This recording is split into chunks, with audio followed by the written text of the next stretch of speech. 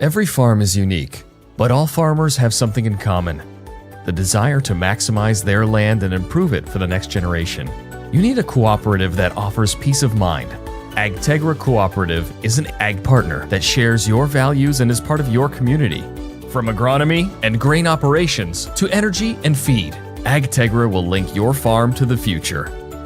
Agtegra Cooperative. Strong, stable, dependable. Every farm is unique, but all farmers have something in common.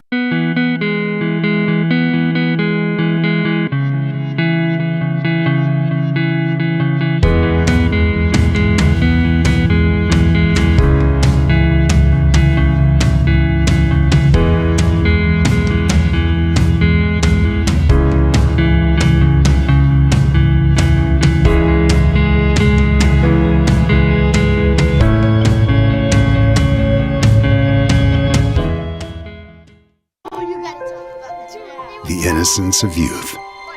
Is there anything any better? But soon they'll be in high school and facing all the same challenges you faced. How to make friends, how to fit in, how to be cool. We want our children to have everything they'll need to live fulfilling and productive lives. Make sure the kids in your family are among the more than 57,000 participants here in South Dakota who take part in high school sports or activities.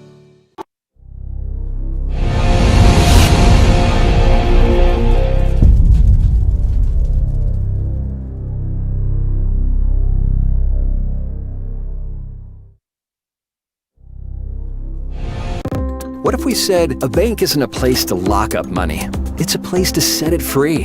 What if the point of banking wasn't to bank at all, but to put your ideas to work? What if your bank asked, what if, a little more? Well, what if we told you we do? We're American Bank and Trust, where what if meets why not? If you're ready to change what you get out of banking, start a relationship with us. What if you made the move today? Every farm is unique, but all farmers have something in common: the desire to maximize their land and improve it for the next generation. You need a cooperative that offers peace of mind. Agtegra Cooperative is an ag partner that shares your values and is part of your community. From agronomy and grain operations to energy and feed, Agtegra will link your farm to the future. Agtegra Cooperative. Strong, stable, dependable.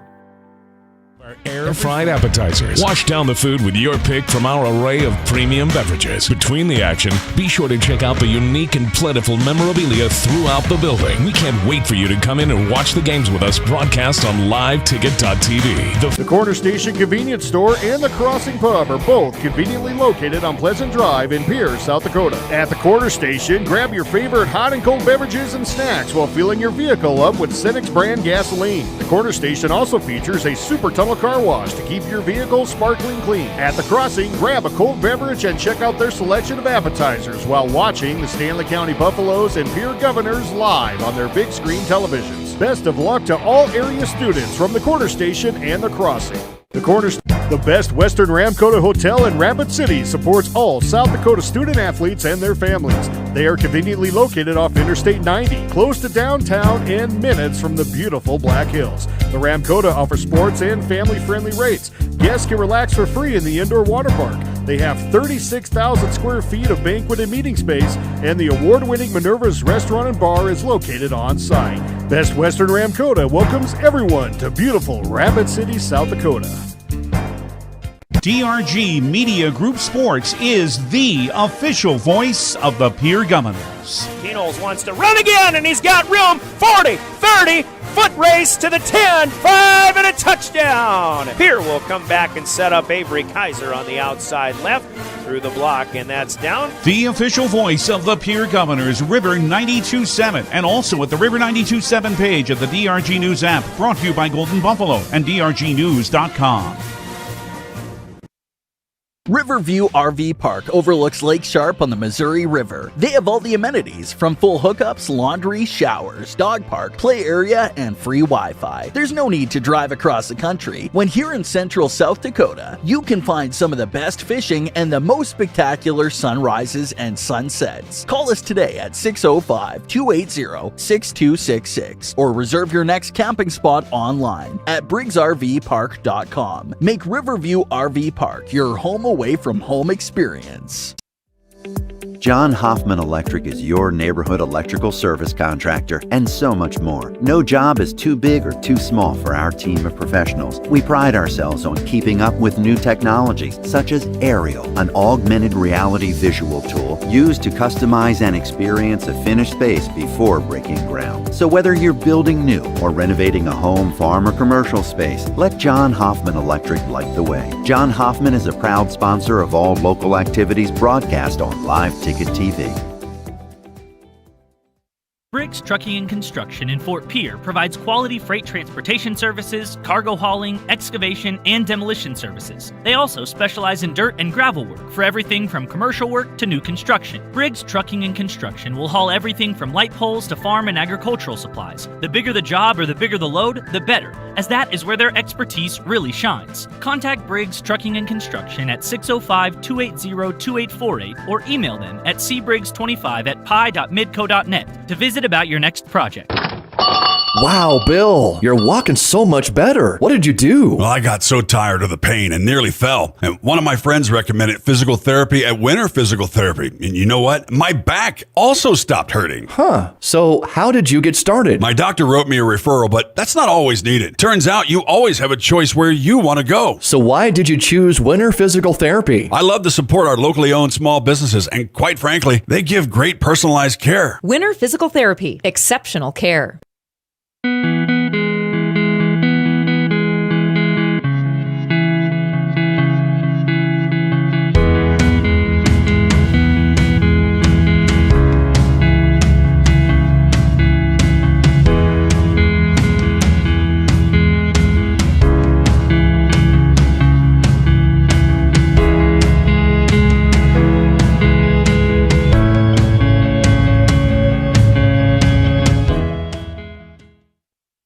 Oahe Federal Credit Union's recreational loan special is in full swing with rates as low as 2.25% APR and terms as long as 15 years. Now is your chance to get into that new or used boat, jet ski, camper, motorcycle, UTV, or ATV you've been dreaming about. Apply online or stop in at 221 East Pleasant Drive in Pierre and let the girls at Oahe Federal Credit Union make that dream a reality.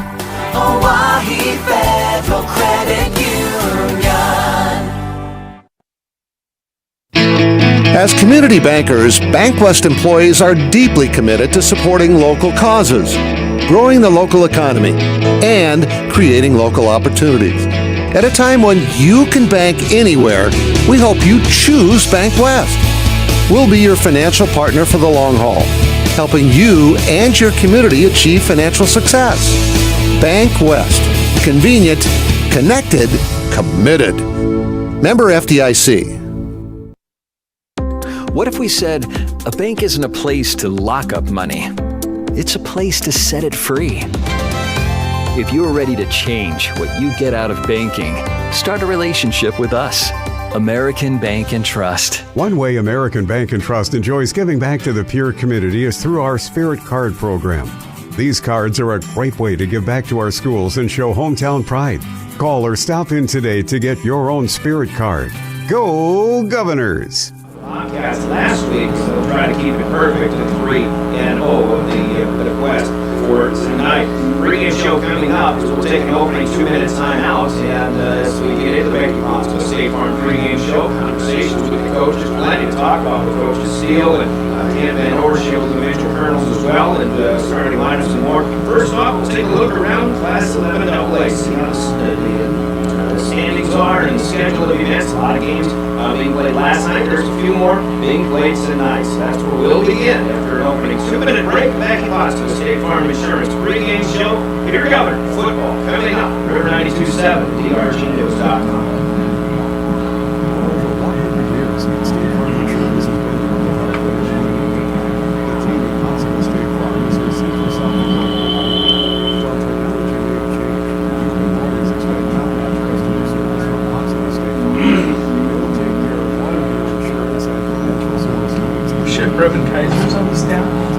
Is that Brevin Kaiser? Coaching, yeah. Yeah. I did not know that.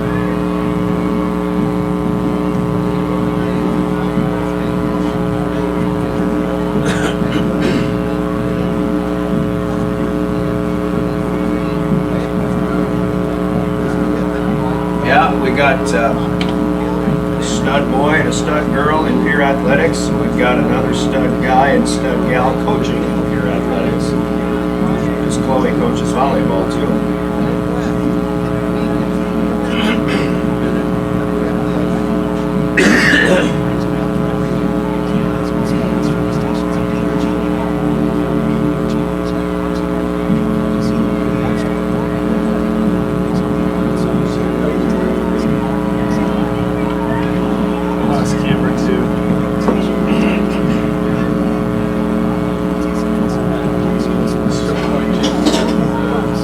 But they're not moving.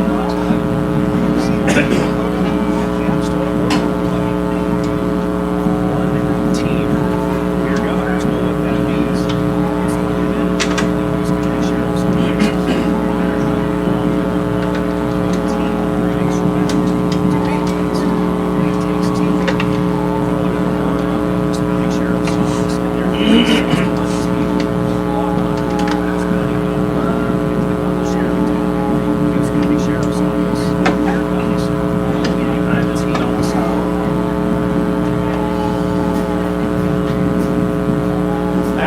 Stadium in Hollister Field, and Brian Oakland and winning teams. Certainly the tradition being built by the Pierre Governors, and we welcome you to the origination of our broadcast, which is the Hughes County Sheriff's Office broadcast booth. I thank the men and women of the Sheriff's Office and all first responders for all they do for us in the community, and again, for giving us a spot to sit to broadcast from and talk about this game, also to shoot it video-wise from the press box as well, the Hughes County Sheriff's Office broadcast booth.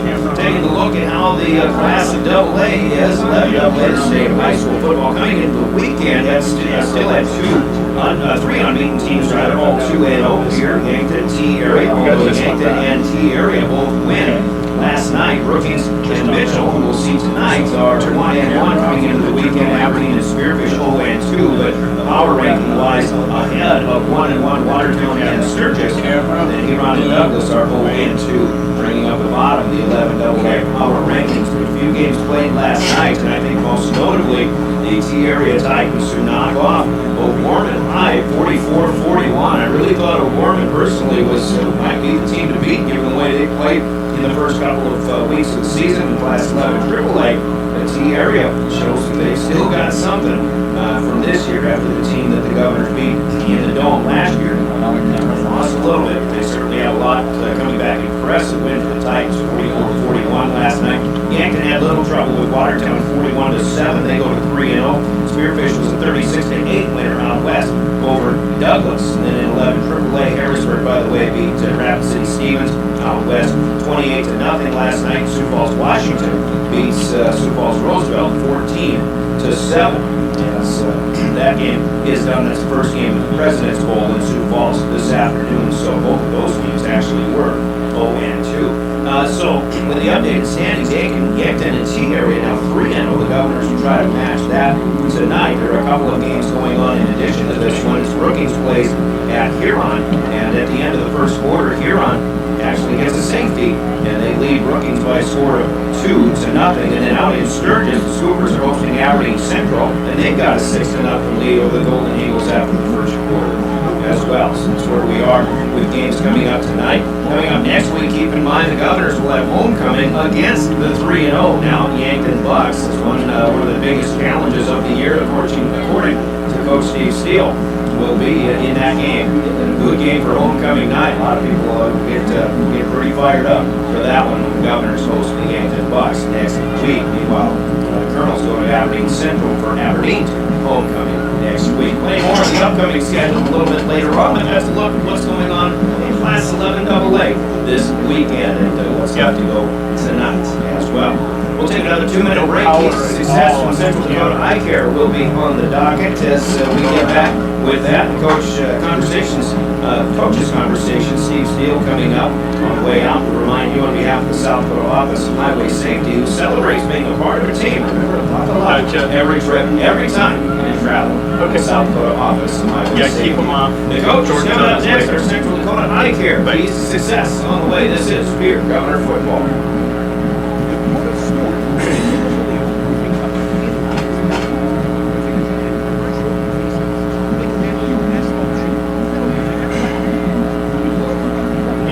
Power on the east camera box again.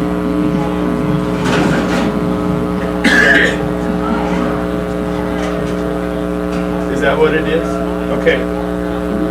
Let Todd know that you think it's a cord, okay?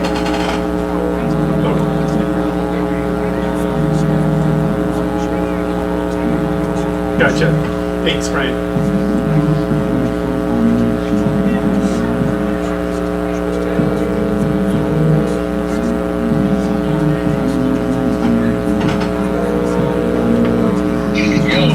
So he says the reason that breaker is going out is because one of our cords is bad. One of our cords is bad? He says, without a doubt, one of the cords are bad. Which one? Yeah, we don't know. He says that Brian says one of the cords is bad. Okay, well. What the heck do you want us to do? The only thing we can do is keep turning it on and off until we get new cords. Yeah, okay, well, he's going to check these here. We'll just have to reset it then? Yeah, make sure you see how to reset it, and that's something we're going to be chasing all night. Yeah. Yep, exactly. Okay, we'll take a look and we'll go from there. All right. Bye.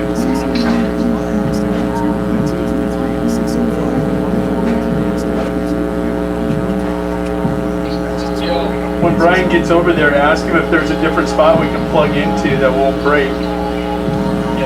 All right, bye. Keys to success here on the Saturday Night Football contest with Pierre Governors and Coach Steve Steele. Game number 3 back home. You look back on Brookings last weekend game that, the offense got going again, but anytime you pitch a shutout, I think we better start talking about the defense first off. Big plays. So one of these cords is bad. It keeps throwing the breaker. Pretty high. Oh, really? They're expecting high hopes. Yeah, our power cords. No, our power cords. First downs. A job well done. That's for defense was absolutely incredible. Well, we run 3 cords from that one out to our camera. He goes, we keep throwing a breaker. Brian says, definitely one of your cords is bad. Power cord. So remember that is all I'm telling you. Sorry. Not a power strip. A power cord is bad. It's throwing a breaker. Something you didn't see in the first game was takeaways. You got three takeaways plus a long break. That certainly set things in the right direction. Yeah, I mean, if most people be pulling too much power out of one outlet, Stats' interception, that's just being in the right place at the right time. No, we're losing a PTZ camera down on the field. Their offense, they understood what plays were going to come over. They got to a position to be able to make a play, and then they made those plays. So great preparation by the players and coaches. And the offense gets one touchdown on the first drive of the second game. Scoreboard. Not only that, but on a long field. And it's got to separate those cords out. It's got to be a great thing to just know that when you should have extras in your bag. No, I had no extras when I was done. I'm not talking about a power strip. I'm talking about an extension cord. Yes. No backup. We had just enough.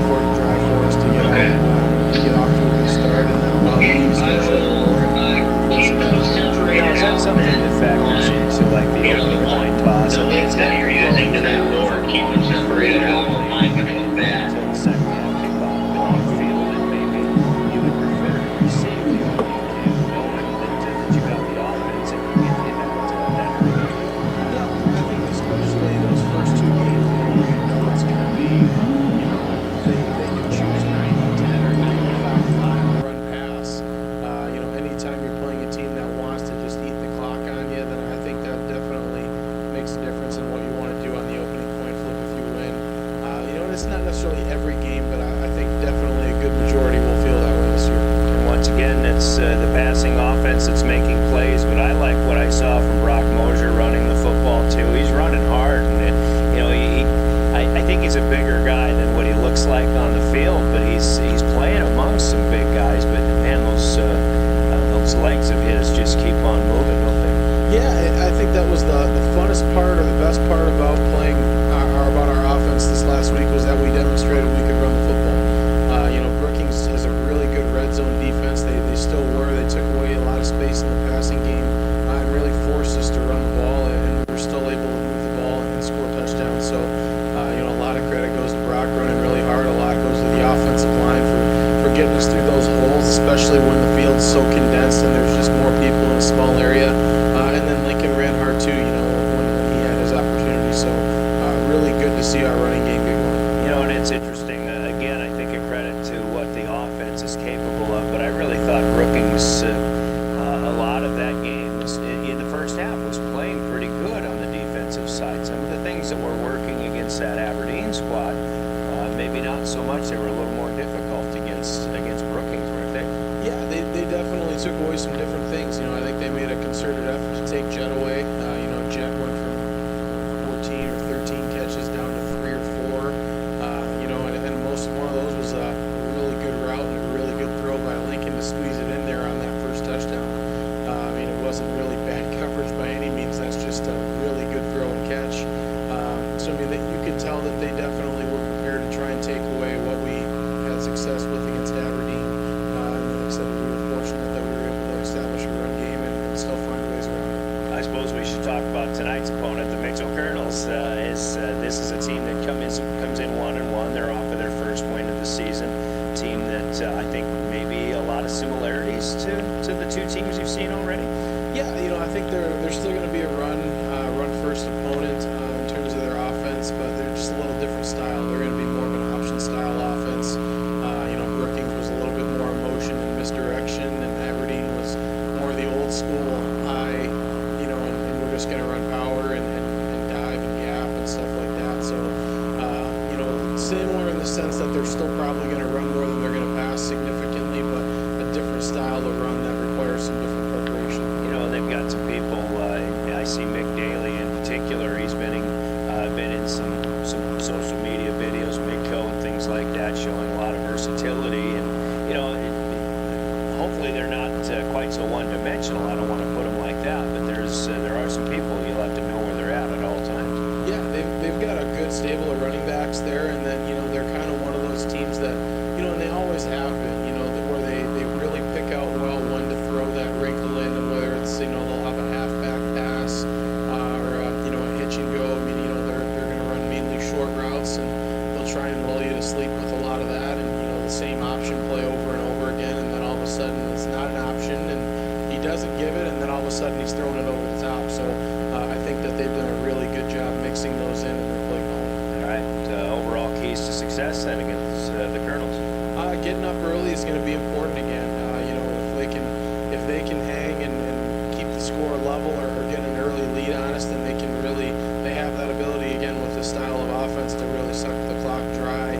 So we've just got to make sure that we're able to get up on them, and then make sure that they're playing at our pace and us not playing at theirs. And penalties cost you a couple of scores the other night too. That's gotta come down a bit.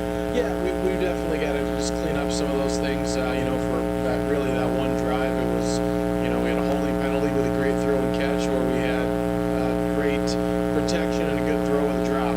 So we've just got to cut those out and execute. If we can be efficient with our offense, then I think we're going to be pretty tough. Well, first and goal from the 40 was a first time for me, so we'll see what else we can come up with, Coach. Have a good time. Good luck tonight. Thank you. Steve Steele, the Governor, head coach, and coaches. Conversations, keys to success are brought to you in our pregame by Central Dakota Eye Care. And here, as we step aside and hear this from Central Dakota Eye Care, we've got Kent Van Overshield waiting to speak as well. As our keys to success continue, you're listening to Governor Football. Central Dakota Eye Care.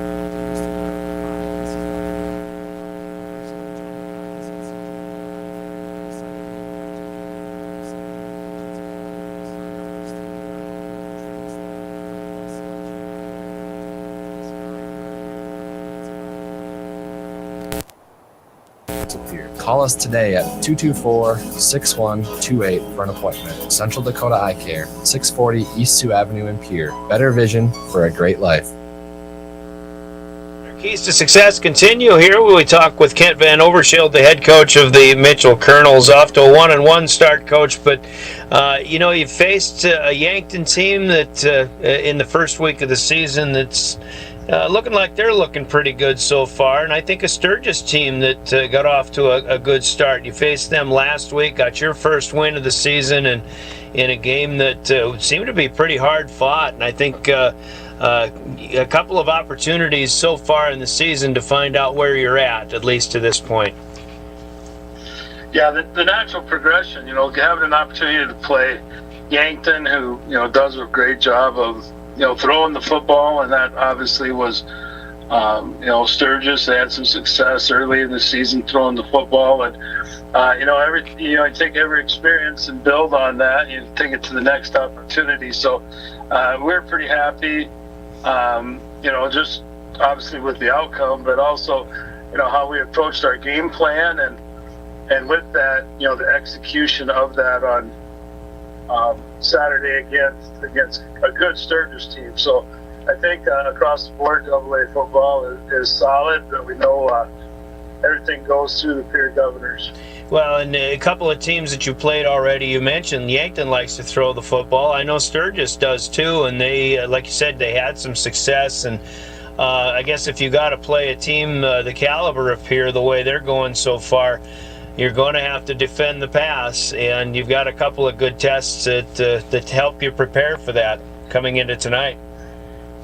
Yeah, the key against Pierre, one is ciphering through the formations, but then it's about trying to get some pressure, and sometimes that works against a defense. When you commit to that pressure, it leaves guys open, but Coach Steele and the Governors, just do an exceptional job in a lot of areas. I think, a year ago they were much more spread out, and we weren't able to, take advantage of getting that pressure to them, and they made some plays. So, they've just done an exceptional job throughout the last 8 years, basically. And for us, we need to go put together a solid performance. Got to be able to run the football and hopefully get out the field on third down. Yeah, I think you against Sturgis too, you may have got off to a little bit of a slow start, but your playmaking ability, I think, came to show. You got some big plays that helped spur some offense in that, and good to put points on the board. But the Pierre defense is getting better, it seems, this year too.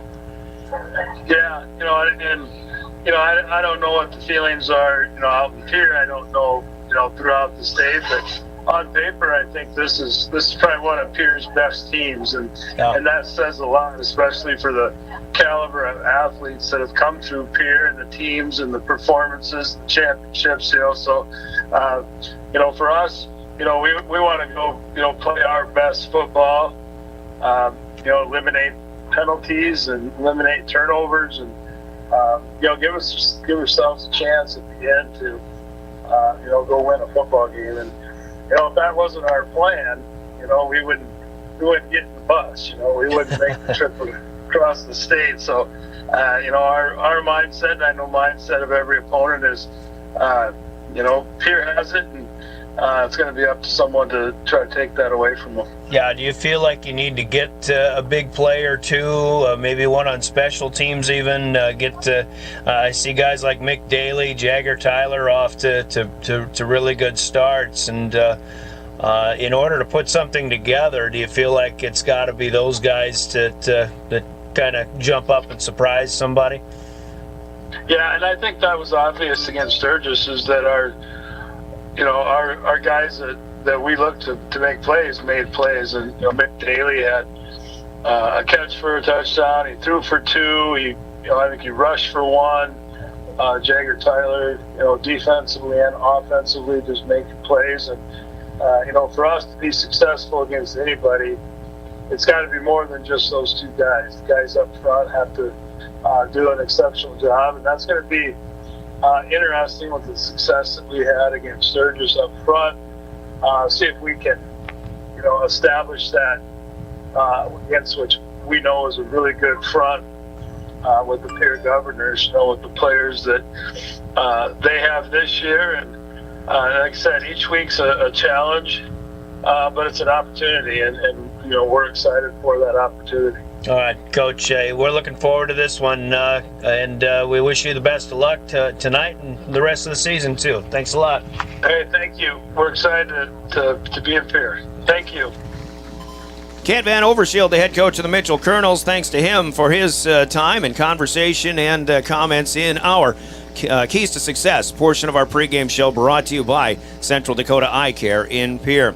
Well, the Governors coming out of the Fieldhouse locker room. The Kernels are ready to go for starting lineups. Let's give you the starting lineups on the field, and then we'll cut to our next break here in our pregame show. Pregame again brought to you by the Becky Pottsabah State Farm Insurance Agency in Pierre. Let's start with the Kernels and the starting lineups tonight. Kernels starters brought to you by Envirotech in Pierre. They'll begin with a quarterback, a senior, second-year starter, Trayson Scholes at 195 pounds. Bryce Palmer behind him is a senior running back, along with Mick Daly, a junior. Daly, a very versatile player, going to be one to watch tonight. 3 wideouts in the starting lineup, including Jagger Tyler, Lucas Bennett, and A.J. Seamson, all seniors. On the line, Cayman Max is the senior center at 215. Tommy Jones at 215 as a guard, a senior. Carson Podorodsky, the right side guard, at 260, and a senior. Connor Dagan is a tight end, a junior, and August Anderson, a senior. I should say a tackle, not a tight end, but Connor Dagan and August Anderson are the tackles as well. Anderson at 275, Podorodsky at 260. That's a bigger right side that Mitchell has than what they have on the left side. On the defensive side of things, Carson Jennings, a senior, will come in at a nose guard, along with Traven Ostel, a senior, at a defensive end, joining A.J. Seamson at one defensive end as well. Linebackers include Parker Denny, a sophomore, and Mick Daly, Lucas Bennett starting both ways. Drake Jerky is a senior linebacker as well that comes in, a 200-pounder to start on the defensive side. Cornerbacks will be Connor Singray as a junior at 170, Dustin Kurtenbach, a 155-pound junior. Safeties starting on the defense as well as offense, Trayson Scholes and Jagger Tyler. The starting lineups for the Mitchell Kernels and their head coach, Kent Van Overshield. Starters are brought to you by Envirotech in Pierre. We're going to have our national anthem here at Hollister Field, so let's take a 3-minute timeout, and we'll come back, give you the Governor starters. We've still got game officials and our opening kickoff coming up as well, as you listen to Pierre Governor football on your official voice of the Governors, River 92.7 and DRGnews.com. With another school year in sports upon us, Beck Motor Company would like to wish all students and staff a great school year. Proud to support our communities for over 50 years, we're here for all your automotive needs. Call us at 224-5912. Visit us at beck-motors.com. Safe travels from everyone at Beck Motor Company in Pierre.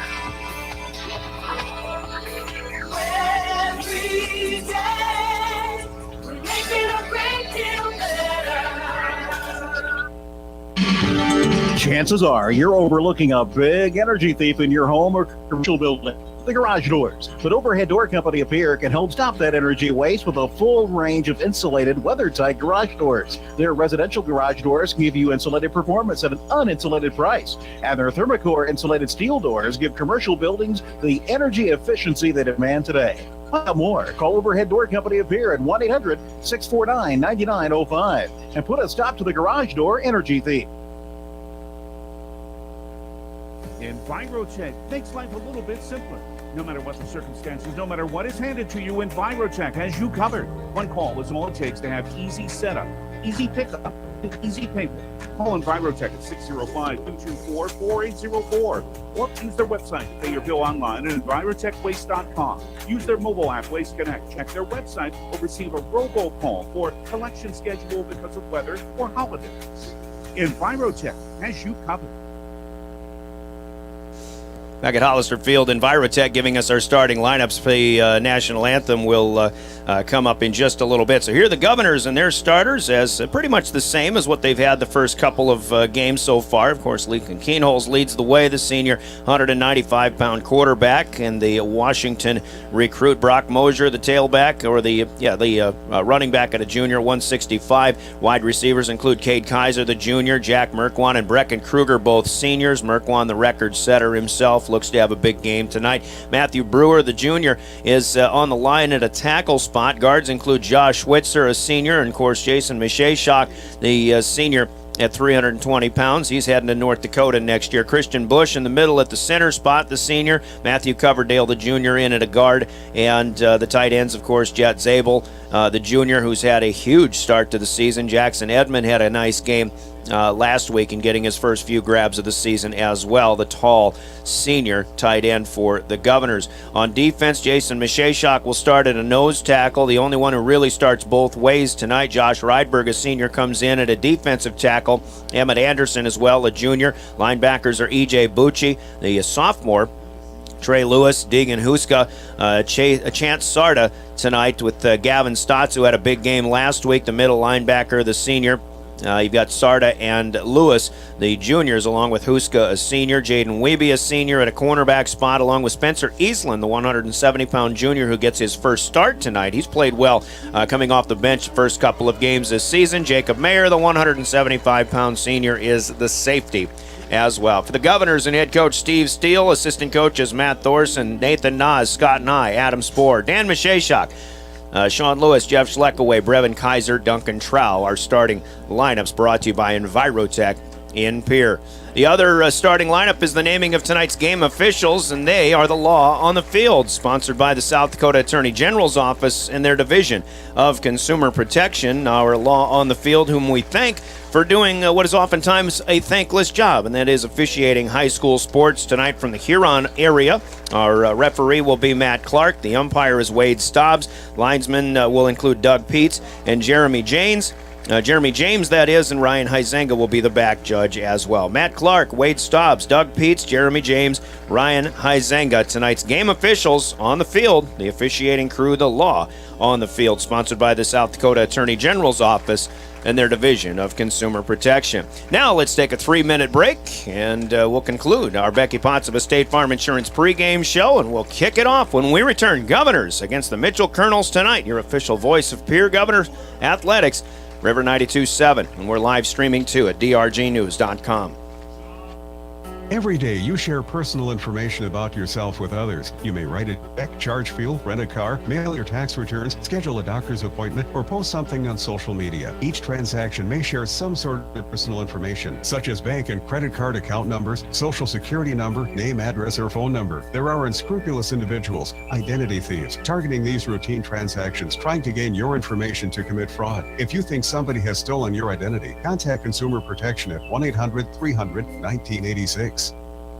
From the early days of South Dakota statehood through today's digital revolution, Bankwest has remained committed to helping customers and communities succeed. Bankwest associates uphold this commitment by developing innovative products, tailoring financial solutions to customer needs, and actively supporting community causes. For a bank committed to helping you and your community prosper, choose Bankwest. Bankwest, convenient, connected, committed. Member FDIC. Do you dream of a custom home built within your budget and done on time? Kruger Contracting can make that dream a reality. They're a trusted home builder since 2003, and they're going to be upfront and open about cost and transparent about where your money is going when it comes to your new home. Their skilled crew will manage construction of your new home from start to finish. They're located in Pierre and can build your home in Pierre, Fort Pierre, or the surrounding area. Call 605-222-2523. Visit KrugerContracting.com or find Kruger Contracting on Facebook. Hey, DQ fans, we're giving the people what they want. 2 Blizzard Treats of the Month. That's right, September means pumpkin pie, and the brand new Cinnamon Roll Center's Blizzard Treat have arrived. We're so excited, we just couldn't wait to tell you. Pumpkin pie is a fall classic made with real pumpkin pie pieces, and the new Cinnamon Roll Centers is jam-packed with your favorite soft cinnamon roll pieces. Hurry in and taste them for yourself today, only at DQ. Happy tastes good.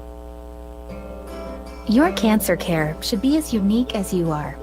At Avera Breast Center, our team of experts created a treatment plan that will work best for your type of cancer, using the latest screening, radiation, and surgical techniques.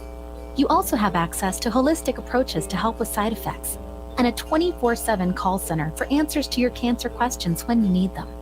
Learn more at avera.org/breast or by calling 855-697-2592.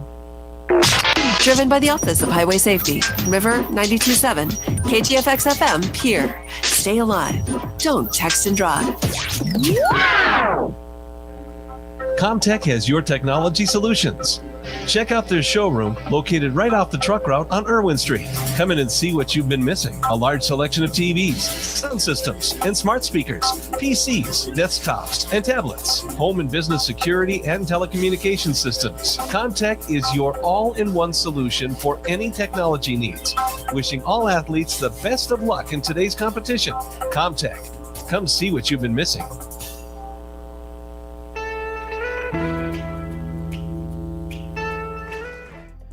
Governors are trying to become the first team to win 6 straight championships since West Central pulled off that. They will have yet another target on their backs after making it 5 straight state titles last November. We know what it looks like. We know what you see. You see the touchdowns. You see the big plays. You see the champ. And the volleyball squad, and they've got a big one coming up Tuesday night. The Pierre Governors are trying to become the first team to win 6 straight championships since West Central pulled off that. They will have yet another target on their backs after making it 5 straight state titles last November. We know what it looks like. We know what you see. You see the touchdowns. You see the big plays. You see the championships. You might see all of this and think you have the Governors all figured out. But don't be fooled. Just because you see the end result doesn't mean you have any idea what it took to get here. Because what you don't see is that for every one of those touchdowns, there were countless practices going over every read, every route, and every block. That for every hit, every tackle, there were 1,000 drills and 1,000,000 reps. And that for every game, there's a game plan. There's endless nights spent in a dark room going over every snap, every formation, every detail. It's the things you don't see that define who we are. So pay attention. The show's about to begin. It's time for another season of Pierre Governor football. A chance for another class of leaders to take their place in the history books. If you want your turn to lift up a championship trophy, it's going to take your very best.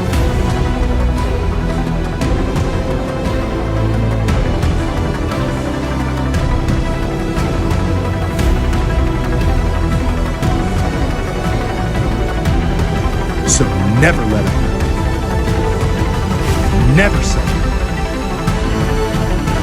Push harder. Governors are back.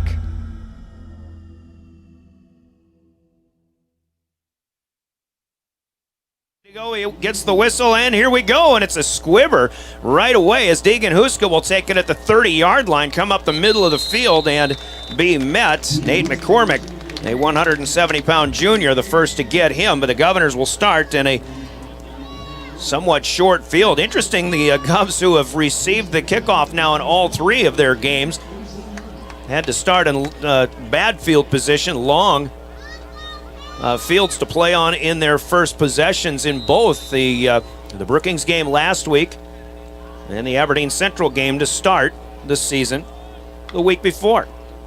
Here at their own 32-yard line, they'll start it on the ground, and a give to Brock Mosier, who goes left side up the near hash mark from right to left, and a good start for the Governors as A.J. Seamson will bring him down across the 40 to the 44-yard line.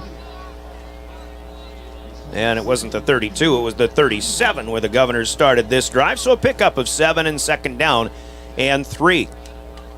Again, Pierre moving in a right to left fashion. Got Jack Merkwan to the short side of the field. Near side, trips to the right though. On the far side, Kernels wants to throw, and he's got a timing pattern going with Merkwan. He has the catch as he inbounds.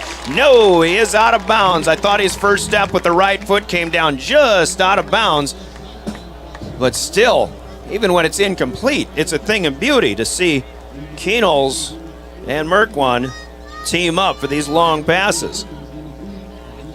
The Governors on second and short, able to air it out a little bit. They've got third and negotiable coming back here. 3rd down and 3, still at their own 44-yard line.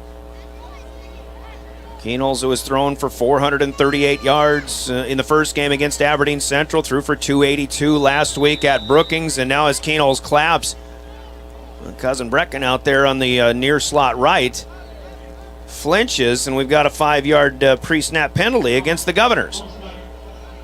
False start there. So 3rd and 2 will become 3rd and 7 back at the 39-yard line. Penalties, especially the holding calls last week, cost the Governors in the first half in particular. Wiped a couple of touchdowns, which actually were both on the same possession, off the board. Now Kernels with 3 receivers right. Tight end to the left is Jackson Edmond. Kernels will have to roll out, looking, he will throw long, there's Merkwan, he's got it at the 20-yard line, and he'll be brought down inside the 15, close to the 10. Merkwan had a step on Trayson Scholes, looking back away from the sun and able to haul it in. Kernels throwing on the run, and this is a big one all the way down to the Kernel 10-yard line. 51 yards on the hook up from Kernels to Merkwan. The throwing ability of Kernels throwing on the run, especially when rolling out to his right. Nobody better. Kernels floats one over the middle here, looking for his tight end Edmond, who goes 6'7", but this one is Edmond unable to release and break free. Will fall incomplete harmlessly in the end zone. It'll be 2nd down and 10 from the 10-yard line. They are on the 10, but both yardage sticks are up. Now they're taking the one away, so it is 2nd down and goal for the Governors. First minute gone by, 10:56 to go first quarter. Governors on their opening drive. Play action to Mosier. Kernels rolls left, throws, has Edmond. Touchdown in the back of the end zone. Jackson Edmond hauls this one in. Well executed, perfectly delivered. Kernels, Edmond, Merkwan, and the Governors strike first for the 3rd straight game on the opening drive after receiving the opening kickoff. This one from 10 yards out. Edmond's first touchdown of the season. Kernels with his 14th touchdown overall. Throwing and rushing. Bad snap. Kernels has to pick it up and run, and he'll make it to the pylon. On the far side, the Governors ended up was going to say settling for 2, but that's a +2 actually. So Pierre will take an 8-0 lead here on the opening drive of the game. 10:50 to go, quarter number 1. It's the Governors on top of the Kernels, 8-0. Kernels have their first possession when they receive the Pierre kick. After this 30-second timeout, Governors off and running on River 92 to the end zone on a rollout to the left side. Bad snap on the kickoff, or on the PAT rather. Kernels picks it up and runs it in for 2 from there. Momentum on the catch of the Lincoln Keenholz kick will take the deep man, Dustin Kurtenbach, back into the end zone on his momentum, and that'll be a touchback here for Mitchell, who will come out on their first possession of the night. 1st and 10 at their own 20-yard line. So some things just continue. As far as the Governors are concerned, a good start on their first possession. We talked specifically about something like that with Coach Keenholz, or Coach Keenholz could be a coach, Coach Steve Steele. If you almost prefer to receive the opening kick, it seems that the Governors do.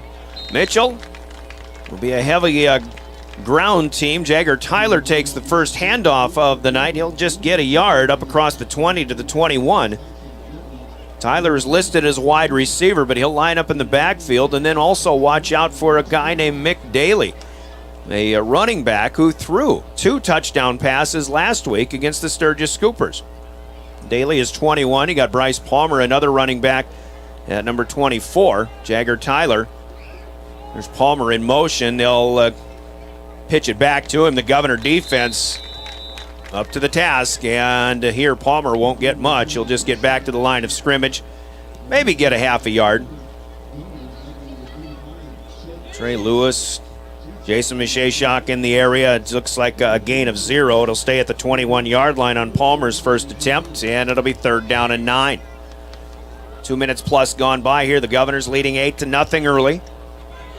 Trayson Schultz surveys, sends another man in motion. Fake the pitch. He wants to throw out to the left side, and a nice delivery, but leads his man a little too far. Tyson Sabers, a 180-pound junior wide receiver, unable to haul that one in. So an incomplete pass, and Mitchell will go 3 and out on their first offensive possession. So a punt expected here as Trey Lewis and Jaden Wiebe will head back deep. They're still standing on the Mitchell side of the 50-yard line to our left, however. Straight out in front of our straight-ahead look. Punter for the Kernels is Sabers, who was the intended wide receiver on that last pass play. He stands at his 10-yard line. Has to short hop a snap, a one-hopper, good receiving. He gets a high end-over-end kick. Jaden Wiebe will take a fair catch. Well done. Tyson Sabers to receive a bad punt snap and then get a great punt away as Wiebe catches it at his own 46-yard line. And that'll be a kick of about 33 yards, but it certainly could have been worse for the Kernels. So with 9:33 to go in our opening quarter of play, the Governors will be back at it from the 46. Keenholz is in the pistol with Brock Mosier in the backfield with him. Steps up in the pocket, delivers short to Brecken Kruger, who breaks out of one tackle. Now he spins his way through another and dives into Mitchell territory at the 45-yard line. Kruger going to pick up about 9 here, and the Governors are ready to move. Kruger's first grab of the game. Keenholz so far 3 for 5 with a 51-yard bomb to set up a 10-yard touchdown pass. Now a 9-yard hookup to Kruger. Lincoln wants to throw again. He gets hit from both sides. Merkwan goes up and gets it at the 15. In double coverage, Jack Merkwan leaps up and hauls it in. Jagger Tyler and Bryce Palmer were in coverage, but Merkwan just has the soft hands, and you've got the Governors have it down at their own, I should say the 5-yard line of the Kernels. 1st down and goal. What a play by Merkwan there, and Keenholz actually got contacted after he threw the ball. We don't see that very often. Here's a floater to the goal line on a slant pass, and a nice job in breaking this one up in coverage. Drake Jerky, as Edmond is denied a second touchdown. We ooh and ah over Lincoln Keenholz throwing the football, but the receivers for the Governors, they're pretty good too, especially Jack Merkwan. 2nd and goal from the 5. Floater over. There's Edmond again. 6-7 touchdown. Easy peasy for the Pierre Governors. 2 for 2. 2 touchdowns from Lincoln Keenholz to Jackson Edmond tonight. And Edmond becoming a big weapon down around the goal line as the Governors lead 14-0 with 8:38 to go in quarter number 1. Andrew Campia, who could not get a kick up the first time, a bad snap, mishandled by Kernels. He tucked it and ran it for 2. This time, snap is good, hold is good, kick is good for Andrew Campia.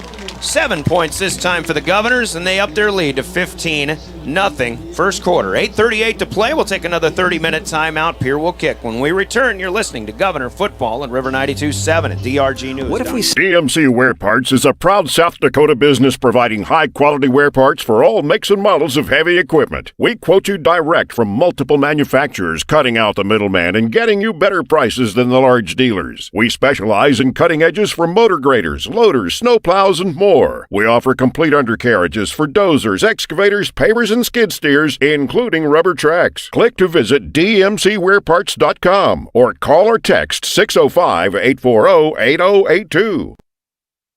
And Wilbur Ellis.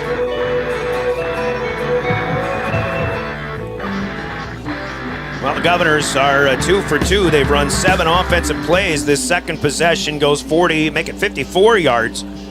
In 3 plays, a 5-yard touchdown from Kernels to Edmond. Their second hookup of the night. Andrew Campia's PAT makes it 15-0.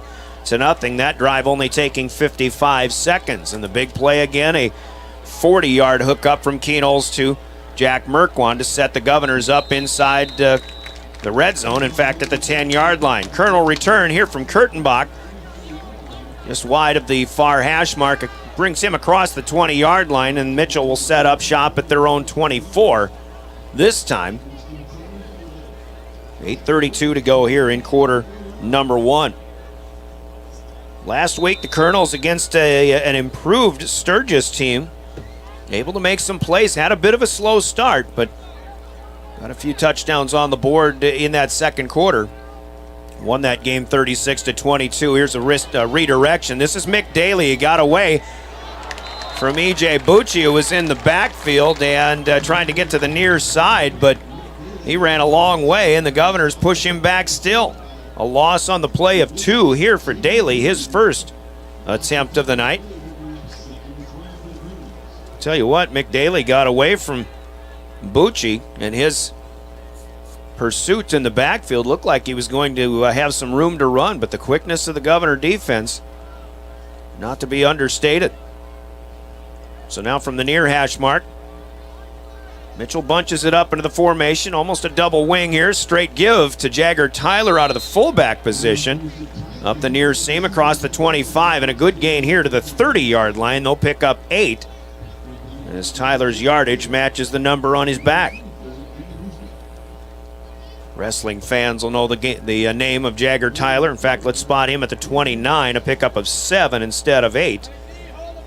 Tyler made the finals in his weight class a season ago. 7:20 to play here in the first. Now big play for the Kernels. Third and a long 4.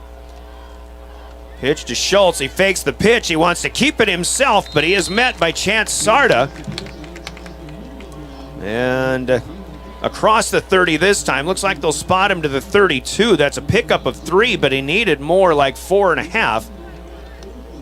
And it looks like Mitchell will come up short again on a 3-and-out. First keeper for Trayson Schultz.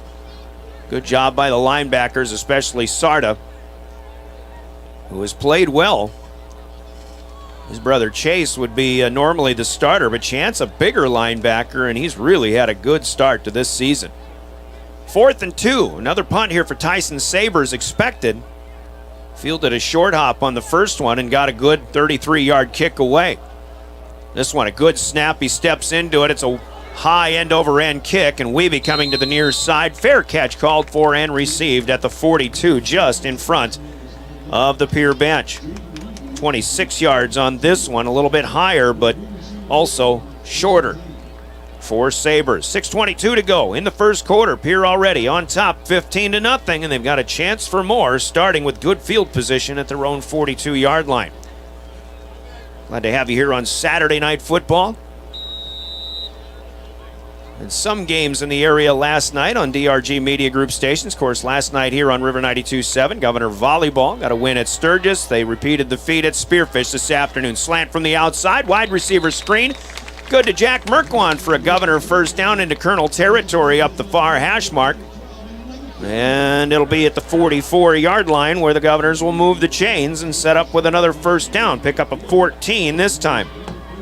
Merkwant on 3 catches already at 105 yards. He's got 51 and 40-yard completions and receptions to set up the 2 Governor touchdowns already. Kernels wants to throw again, and he'll float one again. Here is Cade Kaiser, wide open, caught at the 7-yard line, touchdown.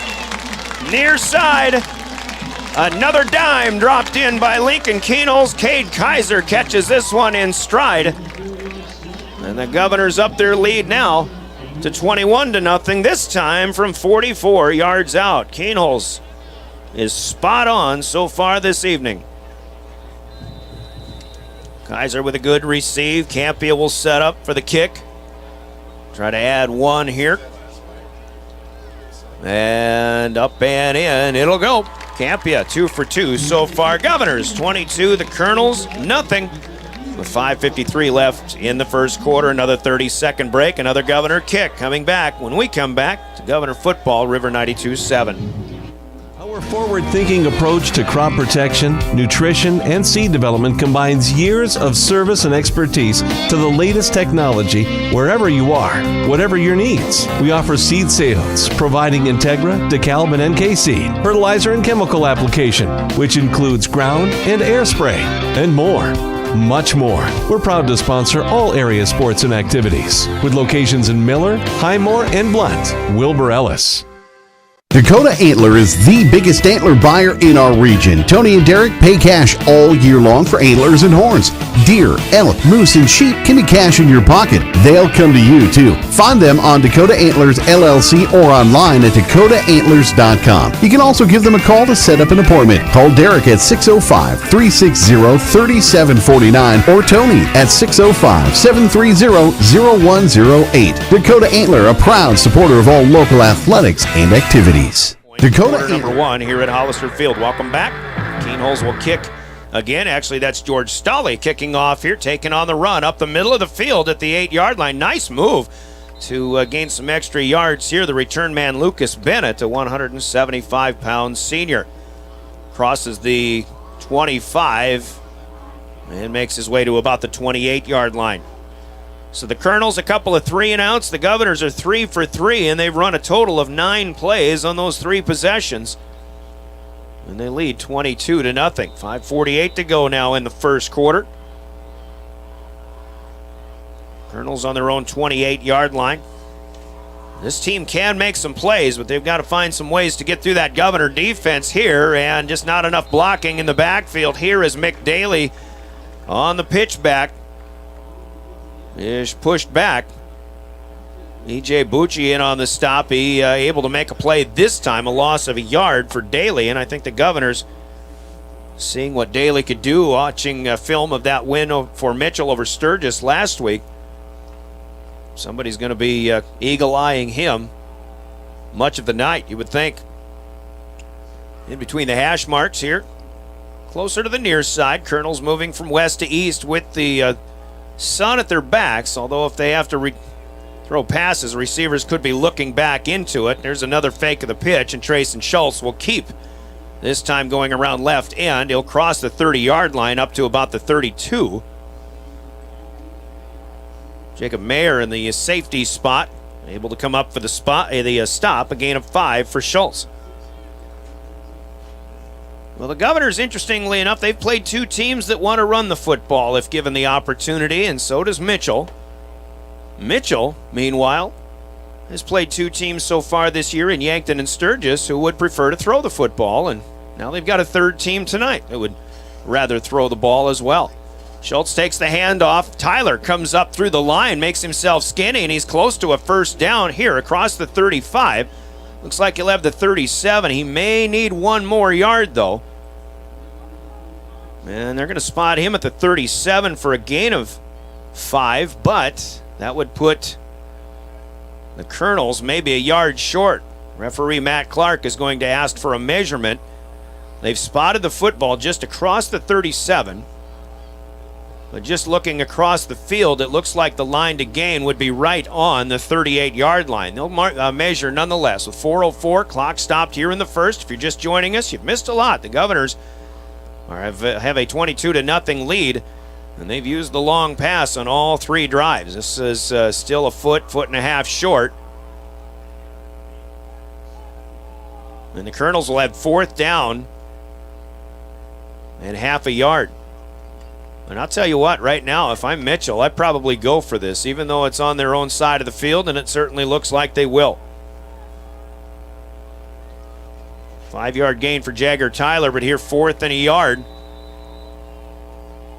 Double wing with a fullback back there. Now in motion is Daly as the Kernels try to push. Quarterback sneak, and the Governors think they have denied, and maybe they're even saying that ball came loose and they've got it, but might not matter either way. Depends on the spot. Actually, this near side official has a generous spot, or a good spot if you're Mitchell. That will be a 1st down, so the quarterback sneak good enough for a yard across the 38 to the 38.5. Kernels move the chains for the first time tonight. So they'll have it 1st and 10 at the 38. I think it's important for Mitchell as well to keep their offense on the field as long as possible. Schultz throwing. He's looking long for Sabres, but right there is Spencer Eastland who gets the start tonight, helped out by Jacob Mayer. And the pass overthrown as Schultz showing a good arm, but just couldn't drop that one in. 2nd and 10, back to the 38-yard line they'll go. Talk about teams that like to throw the football. We're looking forward to the matchup for homecoming next week with the Governors taking on the Yankton Bucks.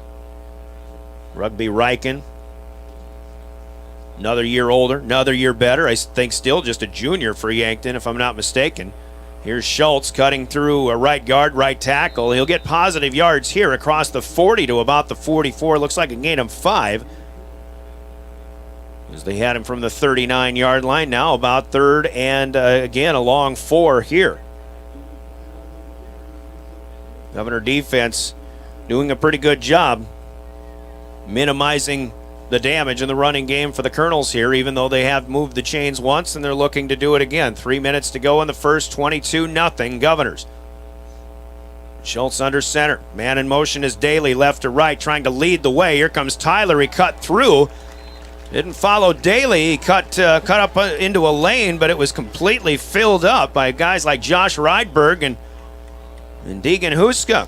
The linebacker in there as well, and they will lose. Now maybe a yard, half a yard, still at the 44. We'll call it a gain of nothing. And another punt coming here for the Kernels. Not a 3-and-out this time, but at least they have an opportunity to push the Governors back into some lesser field position. Tyson Sabres gets a good snap. He'll kick it. This time up. Good hang time once again. Wiebe setting up for a return from his own 25-yard line. Looks right, back to the left. Flag thrown at the far side of the field. Spin move for Jaden Wiebe. He'll be tackled by Jagger Tyler across the 40 to the 41-yard line, and they will move the flag back to about the Pier 37-yard line. So we'll check the call here, but usually on punts it'll be something like a block in the back or a hold. Something of that nature. Kernels able to run 7 plays on that possession, but kicking it away nonetheless. Block in the back on the far side of the field, oddly enough for the Governors, well away from where Jaden Wiebe was setting up for his return. He caught the ball here on the near side, but flag was thrown across the way. Governors will have it. Their second penalty of the night, though, will back them up inside their own 30, and they've got it at their own 27-yard line. So worst starting field position in 4 possessions so far for the Governors. Kernels wants to throw right away over the middle. Kruger bobbles it, but he hauls it in. Good slant pass, good concentration there for Brecken Kruger to keep his wits about him, and he's got a first down up to the 40-yard line, a pickup of 13. Kernels 7 out of 10 so far. Kruger with his second grab. Try to get a yardage total here in just a bit. 3 touchdown passes already for Lincoln Kernels, too. Governors going to change the play up here with a minute and a half to go in the first. They lead 22-0. Kernels gets the shotgun snap all alone in the backfield. The Kernels get to him, and Lincoln Kernels, for the first time this season, goes down in a quarterback sack. McDaly gets in there first. Kernels, you know, with what he's got ahead of him, a lot of people kind of worry at times about the prospects of an injury or something like that for Kernels, and I think with the protection normally it's just not something you're going to have to worry about, but this time it's a loss of 11, and the Governors have it 2nd and 21. Lincoln back at it. Kernels pushing, but now we've got a flag in the backfield. Now Kernels will tuck and run, and he takes a big hit up across the 35 to the 38, brought down by Bryce Palmer, but a flag in the backfield as Matthew Coverdale appears to be frustrated. Last week, the Governors had a 1st and goal situation and a couple of holding penalties. Pushed them all the way back to the 40-yard line, and it was 1st and goal at the 40. Now, back-to-back penalties here, or actually a quarterback sack plus a holding penalty, which already occurs behind the line of scrimmage, and the Govs are pushed all the way back to the 14-yard line here. So now they're at the 14, 2nd down. Line to gain is the 50, so it's 2nd down and 36. No problem, right? 3 receivers left, 1 to the far right. Kernels wants to go long. Merkwan, look out. He is just a little bit short on this one. Kernels off of the outstretched arms and fingertips of Jack Merkwan at the Mitchell 45-yard line. Kernels dodge a big bullet there. The Governors have had 3 long pass completions already, 2 of them to Merkwan to set up touchdowns, 1 of them for 44 yards to Cade Kaiser for a 3rd score.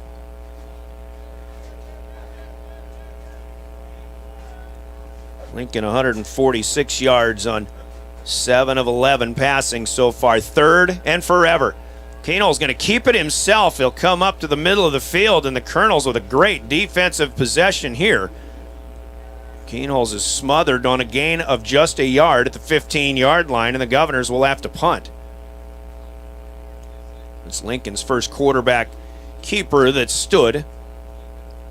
He scrambled for some yardage a couple of plays ago, but that was when there was a holding penalty. This will be the last play of the first quarter. A good quarter at that, even though the Governors will punt when we come back for quarter number 2. But on the Gales Gas Service scoreboard, the Governors, 3 for their first 3, lead Mitchell Kernels 22-0. Scoreboard brought to you by Gales Gas Service in Pierre. You're listening to Governor Football. Your official voice to the Governors is River 92.7 and DRGnews.com, as Governor Sports made possible in part by your Pierre Sports marketing partners, who include Stalkin, Peterson, Lingle. The biggest day. That moment when you realize your furnace is stone cold busted. We're talking a real put on every sweater you own, I can't feel my feet, penguin predicament. But fear not, there's an expert for that. Let your local heating experts at Pites Service Experts keep you warm with $50 off any furnace repair. Like it toasty? There's an expert for that. Call Pites Service Experts at 866-EXPERTS. See website for license details. Acres Ahead is back with Agtegra Cooperative. Now is the time to secure product, lock in early season prices, and receive delayed payment terms on your agronomy inputs. Fertilizer, seed, and crop protection purchases from Acres Ahead also qualify for triple play grain premiums, diesel discounts, and feed discounts. Contact your local Agtegra agronomist to learn more on how Acres Ahead can maximize your farm's earning potential straight from the start. Agtegra Cooperative. Strong, stable, dependable. Snap takes a big bounce at the 50-yard line, and it'll roll well into Mitchell territory and finally come down. Be downed by Brock Mosier at the Kernel 32-yard line. That's a 52-yard punt for Lincoln Kernels. He's more than just a quarterback. He can kick them a long way. He kicked that one actually 35 yards in the air, but then took a big bounce. And another 17 yards on the roll. Kernels have it, though, after their first defensive stop of the Governors tonight. And as the teams switch directions here in the second quarter, Mitchell now in road white with the black and gold. We'll be heading right to left, east to west. They'll head into the sun now. Trayson Schultz, first down. Quick give to the man right behind him, I believe Jagger Tyler. Trying to come across right guard. Joshua Rydberg comes up with the football, but nothing doing there. And that is Tyler with the carry. He'll pick up just a yard to the 33.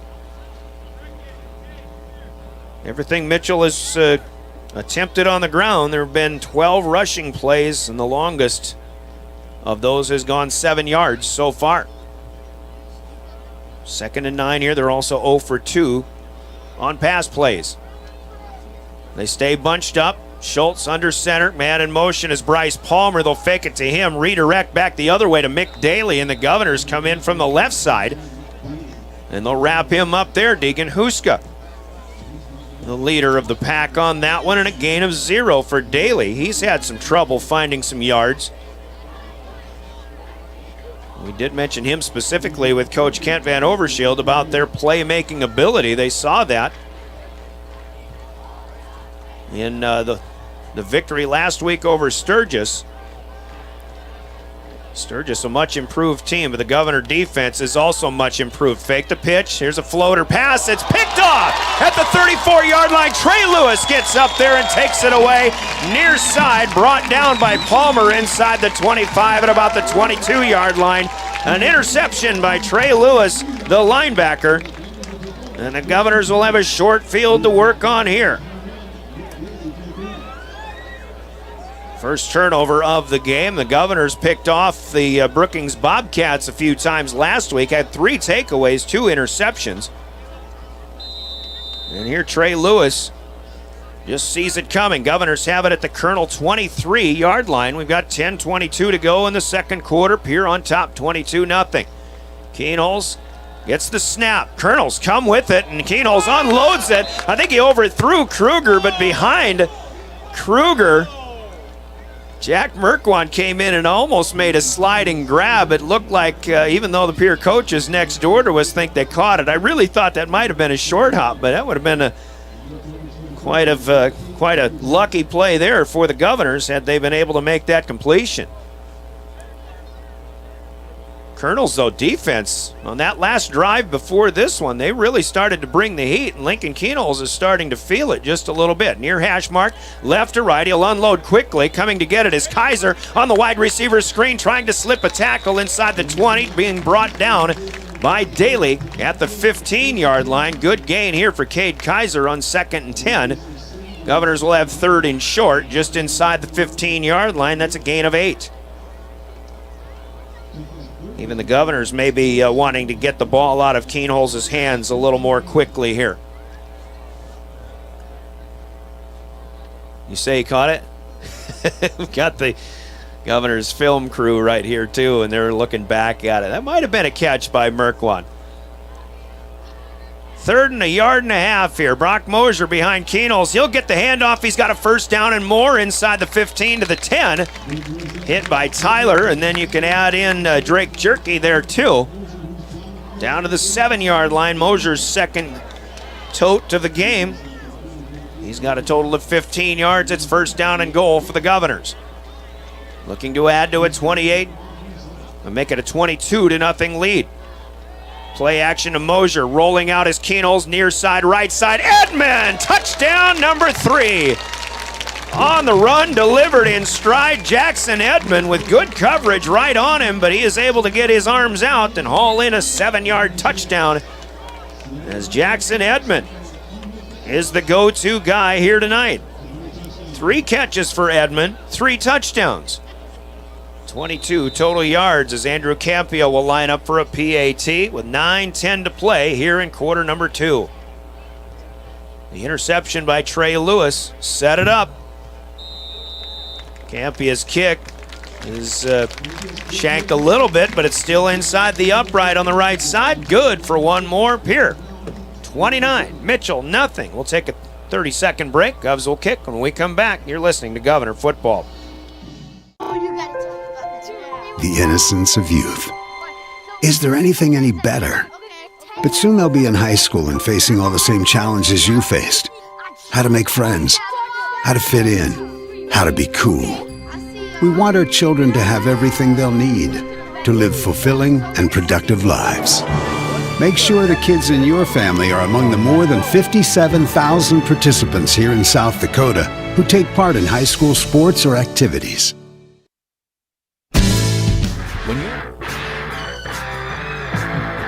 Bill Troutner Stadium at Hollister Field. It's been all Governors once again, 4 out of 5 in their possessions. Trey Lewis intercepts a Trayson Schultz pass.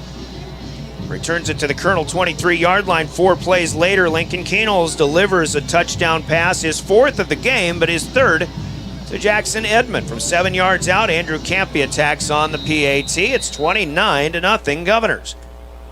As we welcome you back, Kernels will kick off from left to right this time, taken by Lucas Bennett at the 2-yard line, trying to follow blockers out to the 20-yard line. Lewis is in, among others, who will bring an end to this play. Xander Bowman in on special teams to make a stop. Spencer Eastland as well, and the Governors will see Mitchell set up shop this time at their own 22-yard line.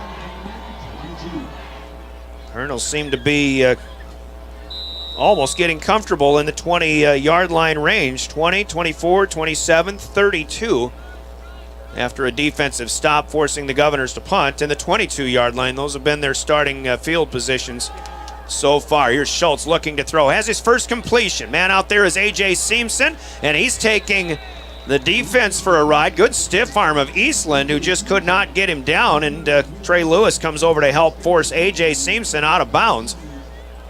First down gain for Mitchell through the pass, and this one, in fact, nets them 17 yards up to the 39-yard line. Simpson with the grab here. Kernels will have it on the far hash mark. Changing the setup a little bit. 2 wides both ways. One of them coming in motion, and now we've got a false start here on the Kernels. That was Bryce Palmer, who seemed to be making a fake as if he was going to take a direct snap while coming across. But I think somebody else may have flinched there too. For the Kernels on the offensive line, they'll be marked back 5 yards, their first penalty of the night. 1st and 15 for the Kernels. Just under 9 minutes to go, 8:54 to be exact in the second quarter. Governors up by 4 scores already. Actually, 4 score would be 80, but that's not the case. Here's a jet sweep to Mick Daly. He's got the corner turned. Now he's looking to cut back, and he comes right in to Emmett Anderson coming off the defensive line. And Daly might be thinking it'd have been better off just to run that one out of bounds into the Governor side of the field, but he does get a nice gain across the 45 to the 46-yard line. That's a pickup of 12, but on 1st and 15, now 2nd and 3. First positive gainer for Daly in 4 tries tonight. He's got 9 yards total now. 2nd down and 3 for Mitchell out near midfield, right out in front of us here. From the near hash mark, Schultz takes a shotgun snap this time. He'll throw out to the flat far side. He'll be short of a first down. Eastland grabs Simpson to put him to the turf. Gain of maybe 2. Dangerous play there. A long pass, as it turned out, for Schultz to the far side of the field. And a split second later, Simpson could have cut in front of that and returned it to the house. But now here, a gain of a yard and a half, maybe. We'll call it the 47 because it'll be 3rd down and 2.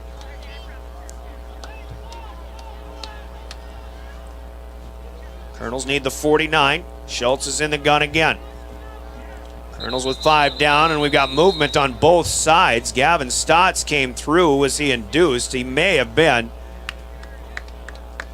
And the Kernels are heading backward another 5 yards here. So their 2nd false start penalty on this possession. Put him back to the 42, and 3rd and 2 becomes 3rd and 7. Mitchell didn't need that. Although Although if they'd have snapped that ball, if Gavin Stotts gets through there on a blitz, probably had a chance to disrupt a whole lot of things for the Kernels. Just the same. See what they got here on 3rd and 7. Pass out to the near side flat, and it's overthrown, but a flag comes in late, and somebody may have put Trayson Schultz to the ground a little too late on this play. Matt Clark, oh no, it's holding. A late holding penalty. Steve Steele already declining the penalty though, so that'll be inconsequential, and it'll be 4th down and 7. Timing just wasn't there on that pass though. Even though Trayson Schultz may have needed to rush it just a little bit. Clock stops on the incompletion with 7:48 to go. We're in the second quarter. Pierre on top 29-0 and looking to get it back. Kernels picked up a nice first down on a 17-yard pitch and catch to A.J. Seamson. And now Tyson Sabers is out to punt for the 4th time. Good snap. He steps up from his 30, almost blocked by Deegan Huska, but a good kick here. It'll take a Pierre hop and come to rest at the 31-yard line, down there by Hudson Borgen, a 145-pound sophomore. So the Pierre offense back in business once again as they've got it 1st and 10 at their own 31-yard line. 7:39 to play. Pierre on top 29-0. The Governors 2-0 on the season, taking on the 1-1 Kernels. Game 3 out of 9 in the regular season for both. Kernels will take the snap. Governors ready to go. He'll throw off his back foot. Merkwan on the back shoulder catch. Good for a big gain. You got to give it to Connor Singray. Coverage was great here, but the placement of the ball and the ability of Jack Merkwan to reach back and haul it in for 31 yards is just a little more impressive in this case. Tell you, Mitchell's probably going to be thinking, what do we do? What can we do against these guys? 1st and 10 at the Kernel 38 now as the train goes behind the stadium. Dump off here to Brock Mosier. He's got running room, 30 to the 25, far side, out of bounds from Bryce Palmer at the 20. And a good gain here, and Brock Mosier, I think a little unsung in his ability to catch the football and run out of the backfield, just gives the Governors yet another offensive weapon that they can go to. Pickup of 18 this time. Mosier's first catch. 5 different Governors have now caught a pass here in the first half. 7:02 to go, second quarter. Right at the start of the red zone for the Governors as Kernels rolls out to the right immediately. Palmer blanketing the intended receiver this time. And he'll help Merkwan up. Might have been a weighted blanket, so to speak, but incomplete pass. It'll be 2nd down and 10 from the 20-yard line.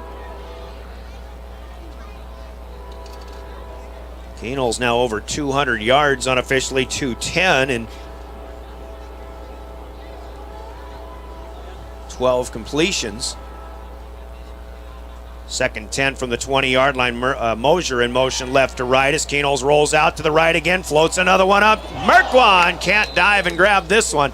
Just out of the reach of Jack Merkwan. Governor fans who have been so spoiled the last 2+ seasons watching these two play catch on the football field and getting a little bit spoiled. Merkwan, there isn't much he doesn't haul in that's in his area. And Kernels, there really isn't much that he delivers off target. But now 3rd and 10 here from the 20-yard line. Still an empty backfield for Lincoln Kernels. Has the snap over the middle. Here's Jet Zabel sighting at the 5-yard line, and he brings it into the end zone for 6. Touchdown, Governors. 20 yards out, and all of the Jackson Edmond catches for touchdowns that we've had, you started to wonder, where's Jet Zabel? He had 17 catches in the first 2 games. Now he's got his first one here tonight. And Kernels with his 5th touchdown pass of the evening already. This one from 20 yards out. The Governors lead 35-0. Campia's kick is good. Tack on one more, 36-0. 6:47 to play here in the first half. The Governors' passing attack continues to keep on rolling. We'll pause for 30 seconds and we're back for another Governor kick.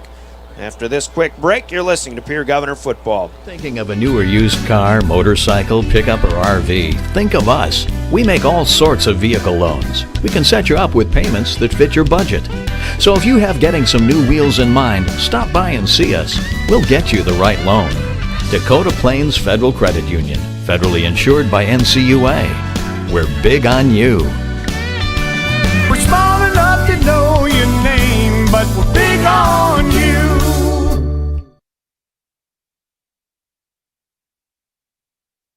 Scott Darnell with Lee Real Estate in Pierre is ready to help you find your dream home. There are 10 things you need to do to buy or sell your home. Number 1, call him at 605-220-2676, and he'll handle the other 9. As your resident realtor on a bike, he will make buying or selling your home feel like a walk in the park, not an Ironman triathlon. Find him on Facebook or email Scott at LeeRealEstatePierre.com. Lee Real Estate and Scott are proud sponsors of Central South Dakota Youth Sports and Events. His 4th PAT of the night. Pierre leads at 36-0. George Stolley kicking high end over end. It's taken by one of the upmen from Mitchell from about the 17. Pretty good return here. And I didn't see who that was, maybe 42 on the return. That would be Hudson Borgen. Out to the 35-yard line. That's where the Kernels will try setting up here. 6:41 to play. Kernels down by 35 now, but the 35-point continually running clock rule is not in effect until the second half. So Mitchell with an opportunity to get some offense done here. They'll want to go long here. Down the middle as Mayer cuts in front of the pass intended for Mick Daly.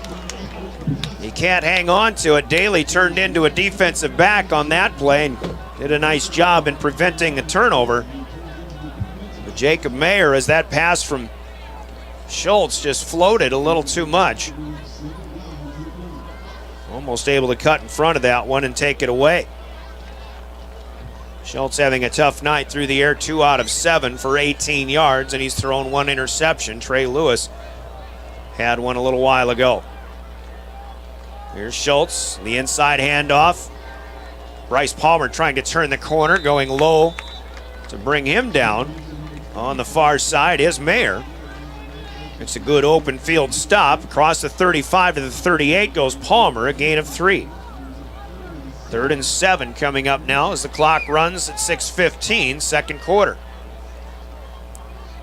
36-0 Governors. As the offense has been in full swing once again, 5 out of 6 for Pierre tonight. They've had to punt once.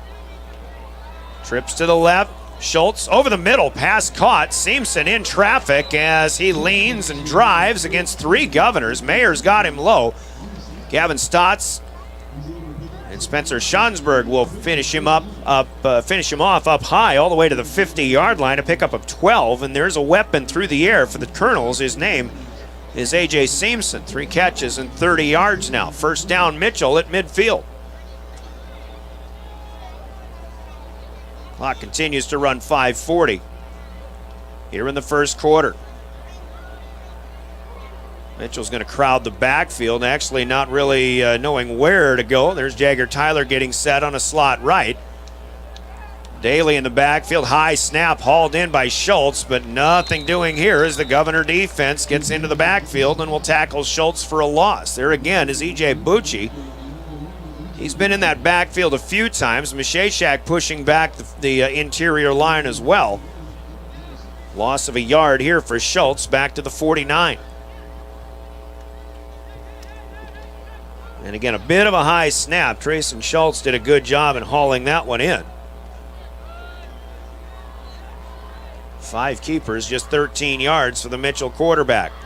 3 receivers left again. Inside handoff this time goes to Daly, trying to turn the corner. He spins at the 50, but again, open field tackling is just outstanding, this time by Deegan Huska. The Governors so technically sound in just about everything they do. Daly only gets a yard here. 3rd and 10 now, back to the original line of scrimmage from the start of this sequence at the 50-yard line. Mitchell hoping to get in probably a 2-down situation here. Over the middle, there's Seamson, upended at the 40 into the 39-yard line. Good tackle for Mayer, and a safe tackle at that. We'll talk about that momentarily, but there again, Mitchell has their best receiver tonight making a play, and that's A.J. Seamson. Coming on a slant across the middle, really a dangerous play, and a lot of times receivers are just going to get lit up on a play like that. Mayer probably had an opportunity to do that, but he gets underneath, saves himself a penalty, and maybe saves Seamson a concussion. Mitchell is into Pierre territory for the first time tonight, just inside the 40-yard line. 1st down, Kernels. Quick hitter out to Seamson, his 5th catch. Will take him inside the 40, brought down at the 36 for a gain of 4. And again, Deegan Huska is there. Oddly enough, it's been strange to me. We haven't really called Deegan Huska's name an awful lot so far in the first 2.5 games this season, but he's there. And tonight may be his night. Last week it was Gavin Stotts after a quiet game number 1, who had a big game on defense. Huska starting to do more good things. We're going to give 3 yards on this play to Seamson. 43 yards total on his 5 catches now. Got a flag that'll be thrown in the backfield here. Jet sweep to Lucas Bennett, trying to turn the corner, and he won't have much room to run, but we've got an illegal shift. 2 men moving in the backfield at the same time for the Kernels. We'll see what the Governors decide to do. They could have 3rd and 7 if they take the result of the play, or they could back them up to a 2nd and 12. Matt Clark will give us the signal. Ball spotted back where it was. And the Governors will decline it, so the result of the play, a gain of 0 for Lucas Bennett. And it'll be 3rd and 7 at the Pierre 37-yard line. 2:51 to go. Here in the second quarter with the Govs on top, 36-0. Passing down for Mitchell, most likely. Schultz wants to throw, has time, now finds Seamson over the middle again inside the 30-yard line. 3 Governors finally push him back. Spencer Schansberg. Gavin Stotts helping out. Bucci in the area too, but the Kernels will move the chains again. And the Schultz to Seamson connection comes up roses again. To the 28 for the Kernels. That's a gain of 9. More than enough on 3rd and 7. Seamson listed as a wide receiver. Jagger Tyler listed as a wide receiver. Used more as a runner, though, in this game and throughout the season so far. Seamson again. Keep going after him. Stotts will finally get to him at the 25-yard line, and Mitchell, little by little, through the air, starting to chip in to that Governor defense. Stotts again on the stop. Will put Seamson at the 26. Just a gain of 2.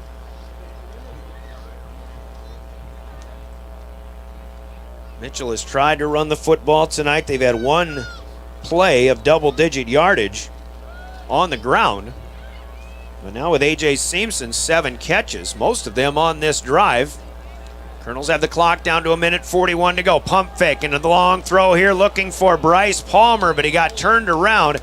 Palmer wanted to cut upfield, had to spin to the outside, but the pass well away from him. Deegan Huska in single coverage out there, and an incompletion will make it 3rd down and 8.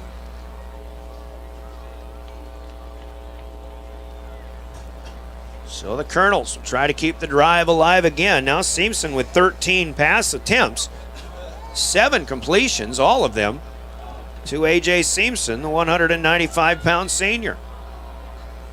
Tyson Sabers is out there as a single wide out to the right. That's the short side of the field, far side.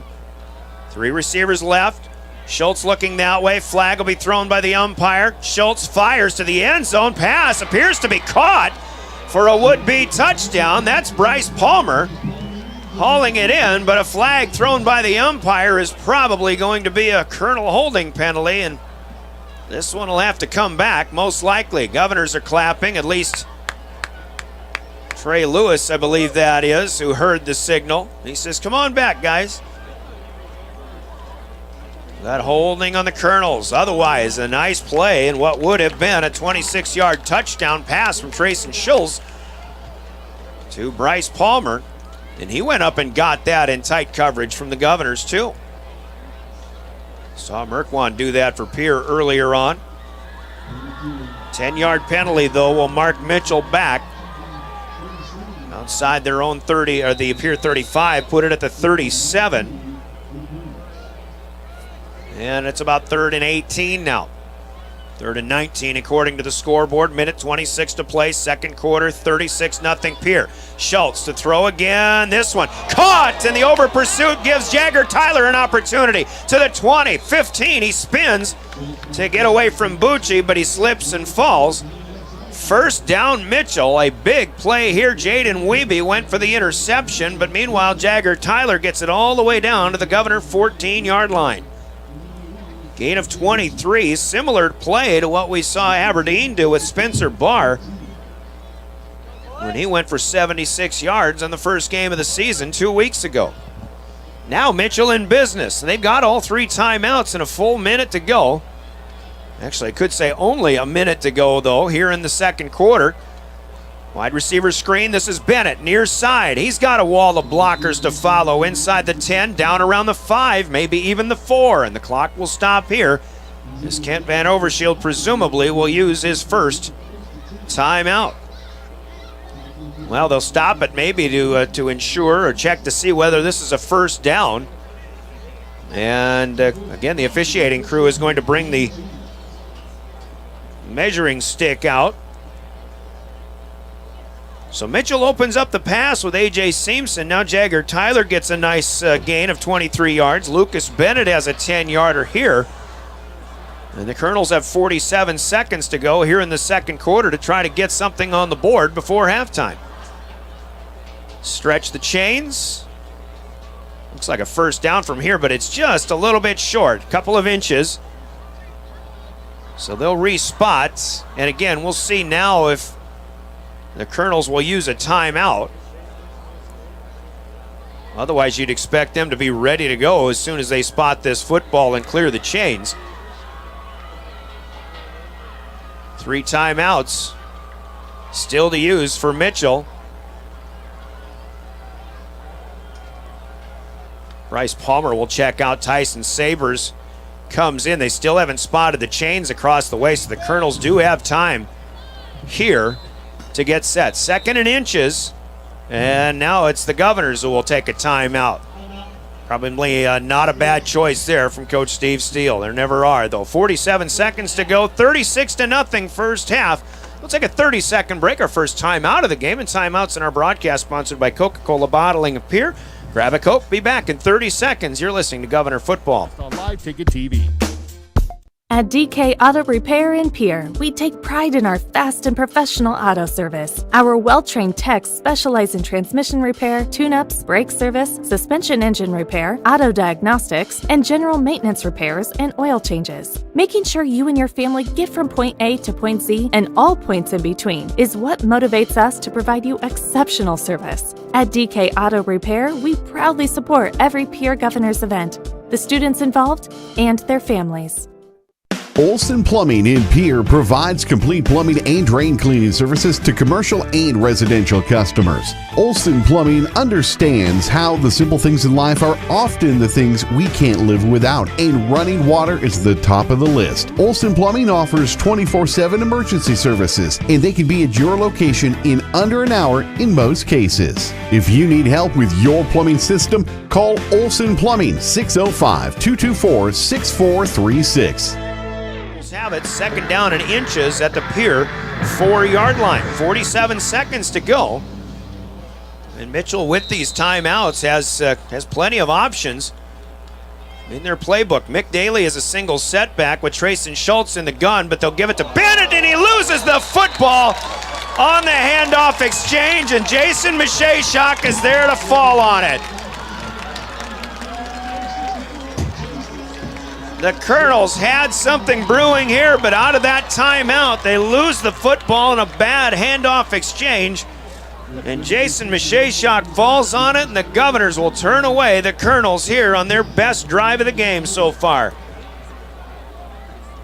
So Pierre will have it, still with a couple of timeouts, and if you think they're going to sit on it as they've got it on their own 9-yard line with just 43 seconds left, probably not going to be the case. Here goes Kernels. Wanting to throw, goes over the middle. Jet Zabel has it at the 20-yard line on a wide open field. Bennett will help bring him down, so Lucas Bennett back at it even after the disappointment of the previous play on offense. Here we'll go in hurry-up mode. This completion out to the 26, a gain of 17. From Kernels to Zabel. In motion again, over the middle. There's Merkwan at the 40-yard line. He's gone. No need to sit on it if you're the Governors. 2 plays, 91 yards, 74 yards here from Kernels to Merkwan to the house. 45-0 Govs. Kernels to Merkwan in stride on the far side of the field. And for the second time, the Governors get a takeaway of the Kernels, and they turn it into a touchdown. What a disappointing and heartbreaking sequence of events for the Mitchell Kernels here. 17 seconds to play. Kernels will hold for Andrew Campia's PAT attempt. And this one is up and good.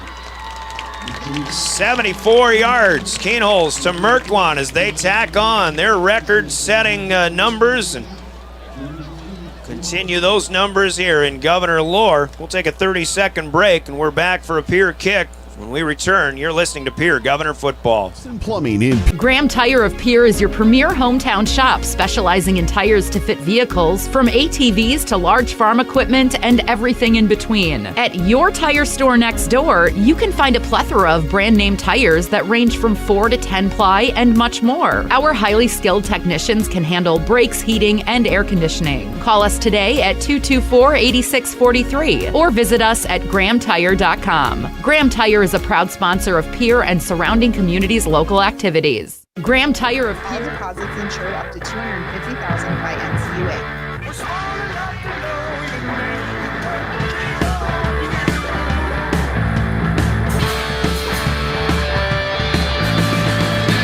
Well, a Mitchell fumble, and the Governors had it at their own 9-yard line, but just like that, a 17-yard pass to Jet Zabel over the middle and a 74-yard touchdown from Kernels to Merkwan in stride. The last of the 40 after the catch, or the last 40 after the catch, and the Kernels seeing a 14-point swing essentially go against them here at the end of the first half. Pierre leads 43-0. 10 seconds to go. Mitchell will receive the second half kickoff. And the Kernels will have it here at the 25-yard line. We'll see if they put it in the air once again. Gotta like what you saw if you're a Kernel fan from the passing offense on that last play. Just unfortunately a mishandled handoff exchange, and the Governors reap the benefits and turn it into 7 more points. 14 points off of turnovers to help the Governors here in this first half. Mitchell will line up with 4 wide, 2 each side. Daly goes in motion. They'll keep it on the ground, though, as Schultz will follow the blockers on the right side. And 1 play, and they'll call it good here for the first half. Schultz to the 30-yard line and a gain of 5. A brilliant first half for the Pierre Governors, as they'll take a 43-0 score, a 43-0 lead into the halftime locker room break. It's halftime. Score in the Gales Gas Service scoreboard, meanwhile, brought to you by Gales Gas Service in Pierre. Halftime comes up next after a 3-minute timeout. Halftimes are sponsored by Leiden & Associates. You'll find them in the Northridge Plaza. That's Ameriprise Financial in Pierre. 3 minutes. We'll talk about it when we come back. You're listening to Governor Football, your official voice of the Governors, River 92.7 and DRGnews.com. Your premier hometown. Limestone canyons, flowing waterfalls, and pristine beauty make Spearfish a sanctuary for those seeking the ultimate escape. Outdoor enthusiasts will find top-notch sport climbing, mountain biking, and UTV OHV trails. Guests are steps away from peaceful hiking trails and tranquil streams. Relax and rehash your day's adventure at one of our award-winning local breweries. Finding rest is an important part of any adventure. Lodging in Spearfish comes with a variety of choices, from cabins, B&Bs, and campgrounds to the comforts of your popular brand-name hotels. To find your unique adventure in Spearfish, go to visitspearfish.com now. Service Master of Pierre is your go-to service experts for a wide variety of cleaning needs. Since 2003, we have developed the most effective methods and products to service virtually every type of industry. We're known for our exceptional carpet and upholstery cleaning, but did you know we also offer cleaning of all types of flooring, along with providing fire and water restoration, commercial cleaning, janitorial services, and construction cleanup. Service Master of Pierre is a proud sponsor of TF Briggs Governors and Lady Govs, as well as Stanley County Buffaloes and Lady Buffs activities. When you're in the need for high-quality replacement auto parts, look no further than Zander Auto Parts and Machine Shop in Pierre. Zander's has been servicing the Pierre area for over 40 years. Their professional parts techs can get you the part you need and get you back on the road. Stop by Zander Auto Parts and Machine Shop at 500 West Sioux in Pierre or call 224-9221. Zander's, your source for domestic and foreign auto parts and accessories. When you're in the need, your winning destination, the Golden Buffalo Casino in Lower Brule, gives you more chances to win. Hot seat drawings, pick a prize drawings, chances to win great prizes, the hottest slots around. It's all just waiting for you at the Golden Buffalo Casino. Find out more by logging on to thegoldenbuffalocasino.com and by following them on Facebook. Just minutes north of Reliance, exit 248. We'd like to thank you for tuning into this broadcast and supporting our area youth. The Golden Buffalo Casino, proud to support Live Ticket. Every farm is unique, but all farmers have something in common: the desire to maximize their land and improve it for the next generation. You need a cooperative that offers peace of mind.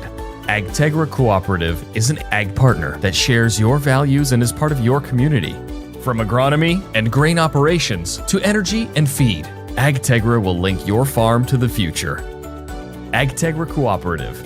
Strong, stable, dependable.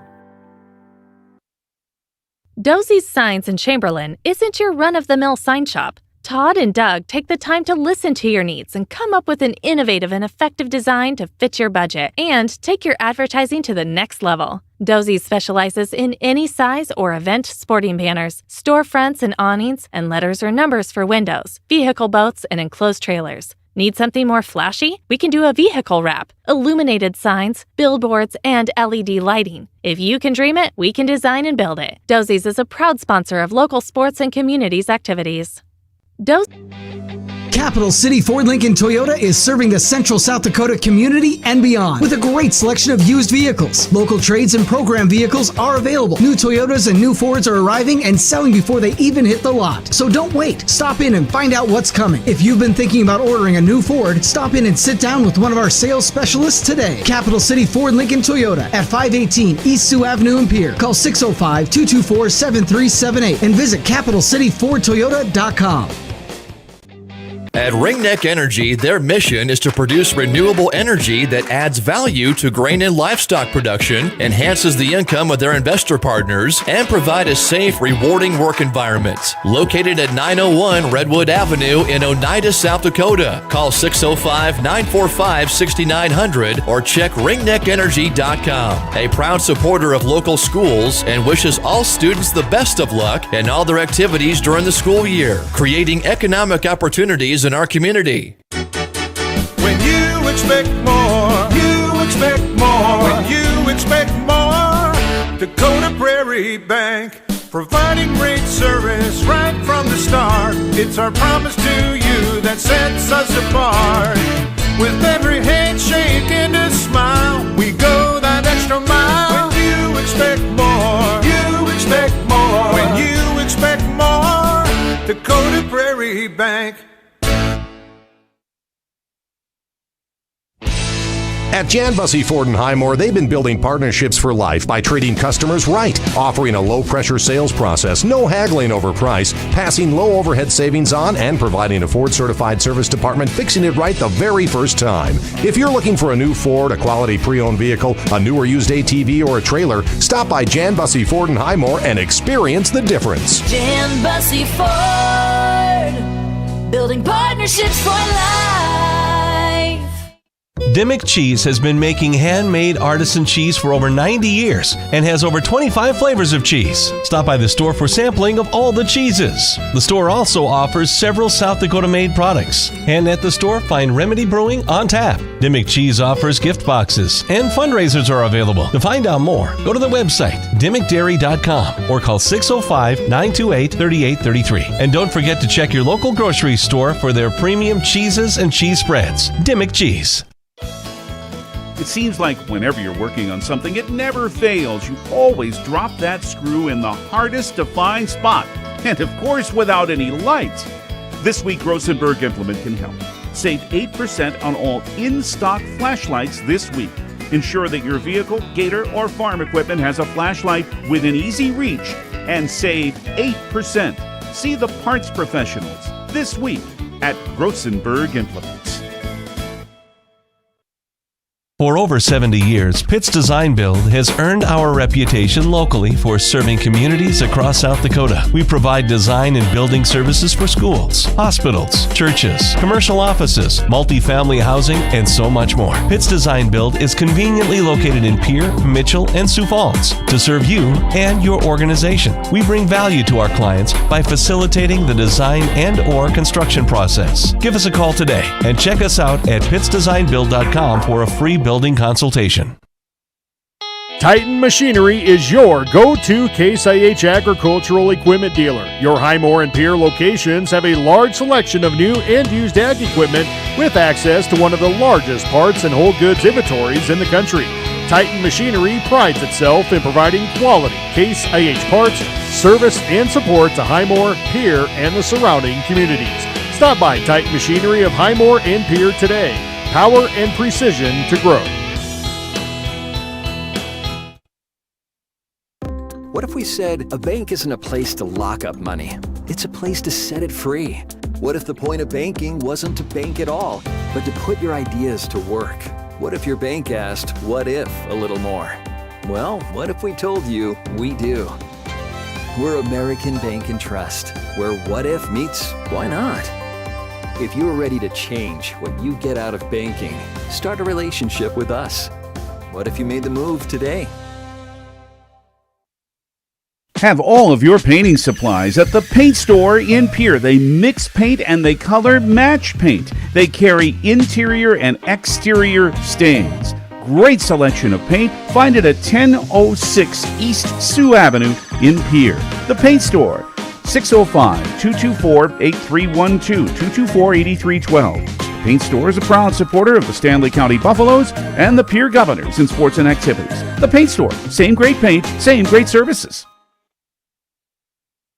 The Fieldhouse in Pierre is your premier spot to watch all the sports, from your local Govs and Lady Govs, as well as Buffs and Lady Buffs, all the way up to your favorite big league teams. Kick back and relax with a pizza, nachos, burgers, or one of our air-fried appetizers. Wash down the food with your pick from our array of premium beverages. Between the action, be sure to check out the unique and plentiful memorabilia throughout the building. We can't wait for you to come in and watch the games with us broadcast on liveticket.tv. The Fieldhouse in Pierre.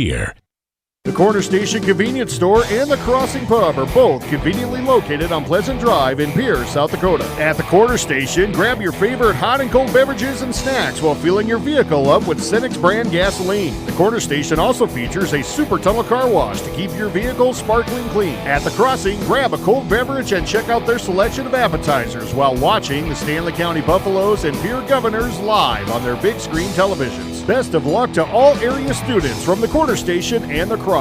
The best Western Ramkota Hotel in Rapid City supports all South Dakota student athletes and their families. They are conveniently located off Interstate 90, close to downtown and minutes from the beautiful Black Hills. The Ramkota offers sports and family-friendly rates. Guests can relax for free in the indoor water park. They have 36,000 square feet of banquet and meeting space, and the award-winning Minerva's Restaurant and Bar is located on site. Best Western Ramkota welcomes everyone to beautiful Rapid City, South Dakota.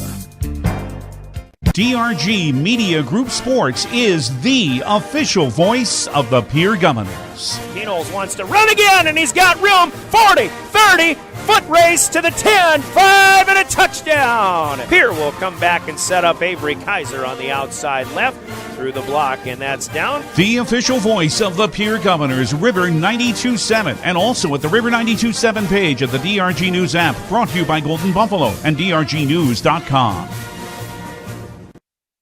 Riverview RV Park overlooks Lake Sharp on the Missouri River. They have all the amenities from full hookups, laundry, showers, dog park, play area, and free Wi-Fi. There's no need to drive across the country. When here in central South Dakota, you can find some of the best fishing and the most spectacular sunrises and sunsets. Call us today at 605-280-6266 or reserve your next camping spot online at BriggsRVPark.com. Make Riverview RV Park your home away from home experience. John Hoffman Electric is your neighborhood electrical service contractor and so much more. No job is too big or too small for our team of professionals. We pride ourselves on keeping up with new technologies such as Aerial, an augmented reality visual tool used to customize and experience a finished space before breaking ground. So whether you're building new or renovating a home, farm, or commercial space, let John Hoffman Electric light the way. John Hoffman is a proud sponsor of all local activities broadcast on Live Ticket TV. Bryce Palmer, 3 carries for 3 yards, and Lucas Bennett a no gain on his only carry. The passing game got a little bit better, especially on that one drive in particular. Schultz is 9 of 15 for 87 yards in this game. Did throw the 1 interception, and A.J. Simpson with catches numbering 7 for a total of 51 yards. Jagger Tyler is a 23-yarder. Lucas Bennett with a 10-yarder as well. 87 through the air. 45 on the ground, a total of 132 yards for the Kernels. They've been penalized 3 times for losses of 20 yards, but 2 big turnovers, including that fumble that turned into a Governor touchdown and the long one before the end of the first half. The Governors have been penalized 3 times for losses of 25 yards. No turnovers for the Governors so far tonight. 43-0 our score in the final 2-minute timeout. We'll take a look at some upcoming scores and upcoming action when we return as well. Our Leiden & Associates Ameriprise Financial halftime continues. This is Governor Football. Yesway proudly supports the Pierre Governors. Go Govs! After the game, Yesway Rewards members can cool down. Briggs Trucking and Construction in Fort Pierre provides quality freight transportation services, cargo hauling, excavation, and demolition services. They also specialize in dirt and gravel work for everything from commercial work to new construction. Briggs Trucking and Construction will haul everything from light poles to farm and agricultural supplies. The bigger the job or the bigger the load, the better, as that is where their expertise really shines. Contact Briggs Trucking and Construction at 605-280-2848 or email them at cbriggs25@pi.midco.net to visit about your next project. Wow, Bill, you're walking so much better. What did you do? Well, I got so tired of the pain and nearly fell. And one of my friends recommended physical therapy at Winter Physical Therapy. And you know what? My back also stopped hurting. Huh. So how did you get started? My doctor wrote me a referral, but that's not always needed. Turns out you always have a choice where you want to go. So why did you choose Winter Physical Therapy? I love to support our locally owned small businesses, and quite frankly, they give great personalized care. Winter Physical Therapy. Exceptional care.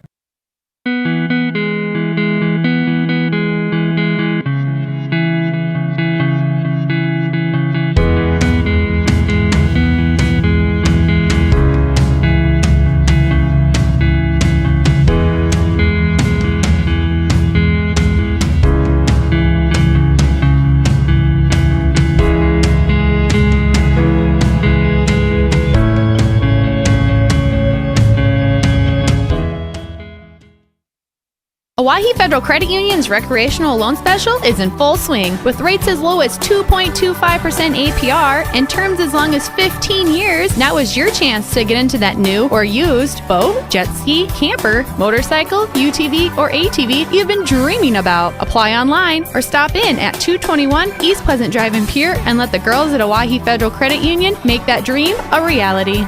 Oahe Federal Credit Union. 4-2 victory over the Tigers. We saw Brookings last week for the Governors. They'll see Huron in about 4 weeks from last night. Also in Sturgis, tight one as they've got 2 minutes to go in the fourth. Sturgis with the football, but Aberdeen Central leading the Scoopers 13-12 in that one. Scoopers not a bad team as far as 11 AA goes, but 1 point behind the Aberdeen Central Golden Eagles here today.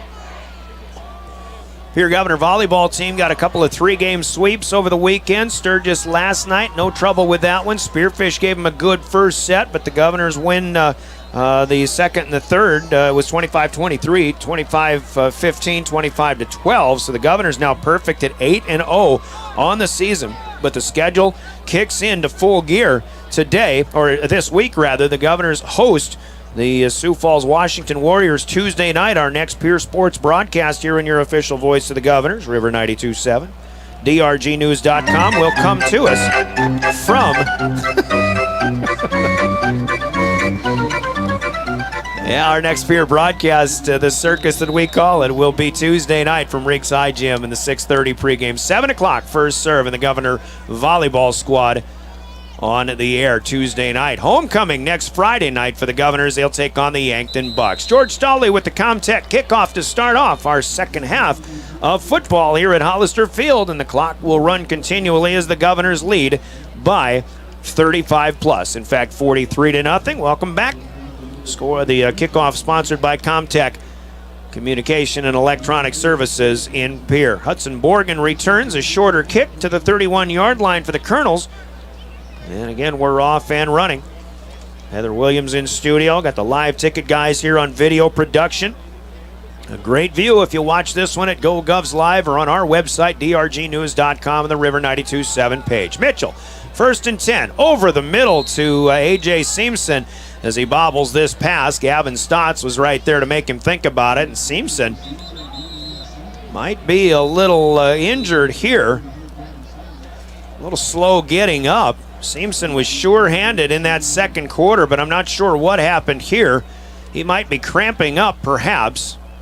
And right now we'll hope for that as a best-case scenario, but very interesting. And I hope that what didn't happen for A.J. Simpson was that he came down on his right leg and hyperextended a knee or something worse. He's getting helped up here. Gonna limp off. Oh, he rolled his ankle on the video replay, so a good look on that. Right now it looks like he'll be able to shake that one off, but unfortunate for the Kernels that they lose their most consistent receiver for the time being on the night. Incomplete pass, it'll be 2nd and 10. Nice to have the Governor videographer next to me, and he can take a look back on it and tell us what's what.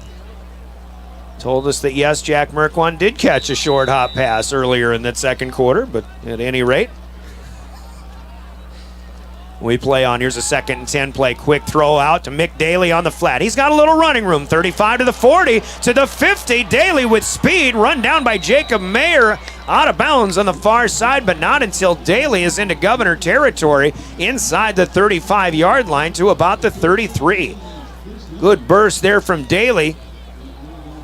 Well, they'll mark him right at the Pier 35. He is the guy that we talked with Coach Kent Van Overshield about with the big playmaking ability in particular. Pick up a 34 yards on just the little flat pass. Daly catches his first of the night. 1st and 10 Kernels at the 35 of the Governors. 10:15 to go. Quarter number 3. Now they'll come the other side, but the Governors will bat one down. That might have been Bucci who gets in there in the passing lane. And Schultz trying to hit a receiver on a screen over here on the left side, but another incompletion. Trayson Schultz, 9 of 15 in the first half. for 87 yards. Trying to keep an eye on the far side for A.J. Simpson. Actually, he's back in there now. He'll be the receiver split wide to the right on the short side of the field. So he's ready to go after rolling an ankle a short time ago. Pump fake for Schultz to the left. He'll dump it off on the right side. Bryce Palmer. And the Governors and Trey Lewis will run him out of bounds across the way. Short gain here inside the 35. Looks like they'll give him about 4. Austin Longdo checking in to play the nose in place of Jason Mishashok on 3rd down and 7. As they'll give it to the 32. 3-yard dump off there. I believe that was Palmer that caught that last one. Now 2 wides both ways. Clock running even on those plays that go out of bounds. Here's Schultz looking to throw. Wants to go long, and he'll float it up there looking for Lucas Bennett, and that's just a little bit long. Bennett came on an angle that took him further to the far side of the field, but Schultz wanted him to go straight on the post. Egan Huska, Jaden Wiebe in coverage, but Bennett still had the best chance to catch that throw from Trayson Schultz, even though it was a bit of a wobbler. And it'll be 4th down and 7.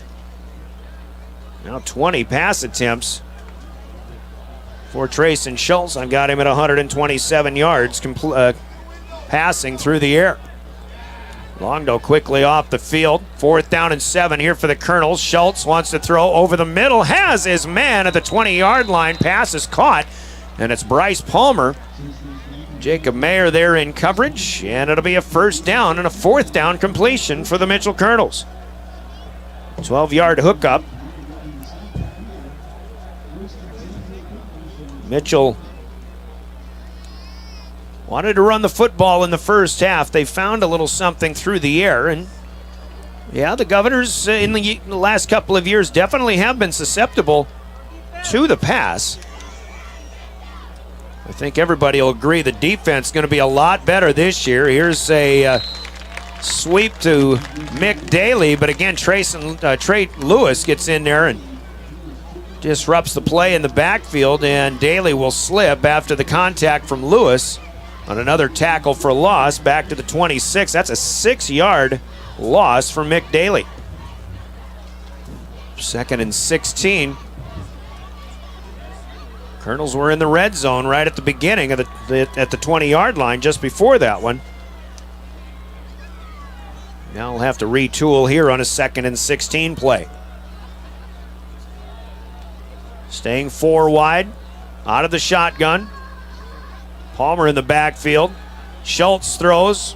Pass on the flag to the far side, and this pass will be incomplete as Spencer Eastland is covering. A.J. Simpson needs a little extra time, maybe with that bum ankle to be helped up.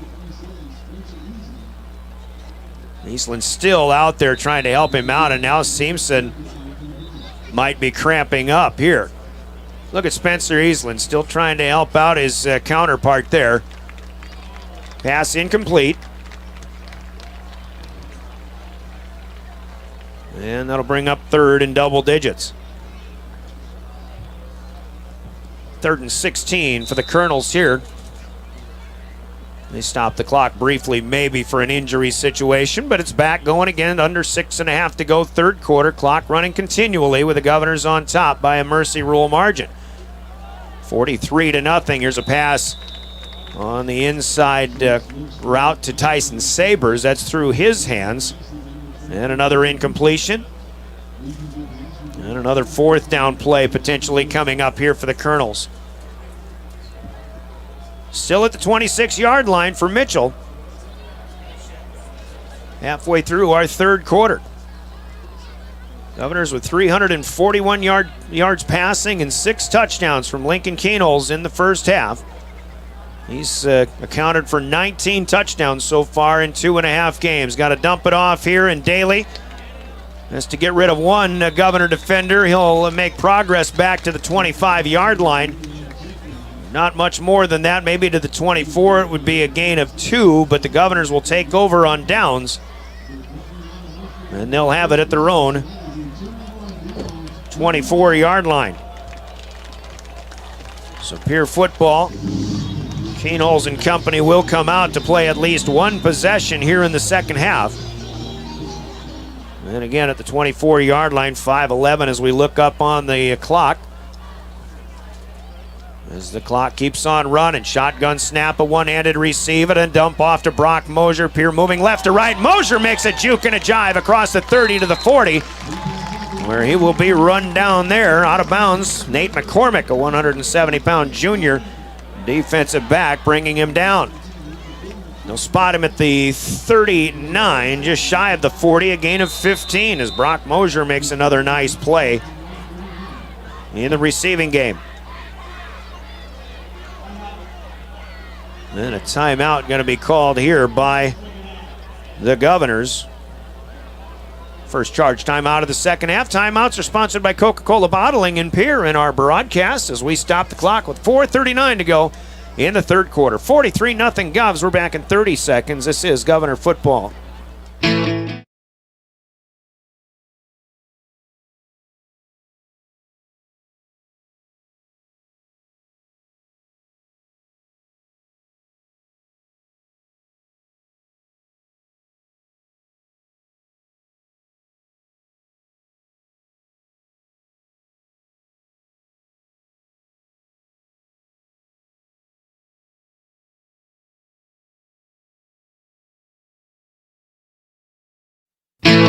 As community bankers, Bankwest employees are deeply committed to supporting local causes, growing the local economy, and creating local opportunities.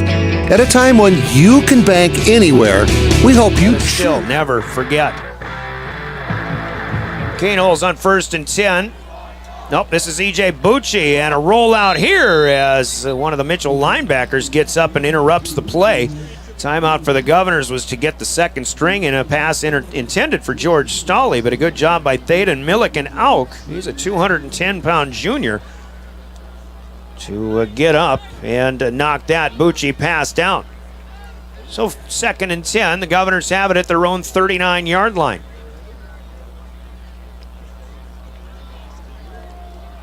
Bucci on 2nd down. This pass, or this snap, goes through his hands, but the running back for the Governors, Trevor Rounds, is Johnny on the spot, and I think he caught this one out of the air. In fact, gets back right to the line of scrimmage. So E.J. Bucci, I think in this case, was just a little anxious to try to get a play going here.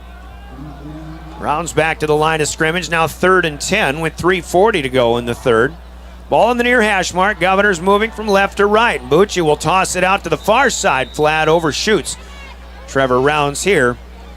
And now 4th down coming up for the Governors, and they'll swap personnel and punt it away. Well, Bucci, the quarterback of the future so far in his opportunities to play in the first 3 games. Well, just one sequence so far. Hasn't really been able to get a lot going, but obviously that'll be a process. I believe this is Stolley back to punt. And he gets a good line drive taken by Borgen back at his own 30-yard line for the Kernels. He turns the corner to the 40, to the 50. Far side. Rounds is there to run him out of bounds. But a nice return by Hudson Borgen as he will get the Kernels into Pierre territory to start their next possession. 2:40 left to go here in the third. Once again, 35-plus point lead for the Governors. Has them. Has that clock running on the mercy rule. Kernels starting at the Pierre 44-yard line here, and we'll see who they've got out there to run the show now. Not Trayson Schultz. Looks like an inside handoff here. Number 41 still on his feet on the far side as he spins back. Parker Denny, 175-pound sophomore. And a pretty good gain here, as the Kernels will move the chains. Grayson Schutzel in on the stop at the 25-yard line. That is a 19-yard gain for Parker Denny and a first down for the Kernels. Quarterbacking here is Eston Schlimgen, a 170-pound sophomore.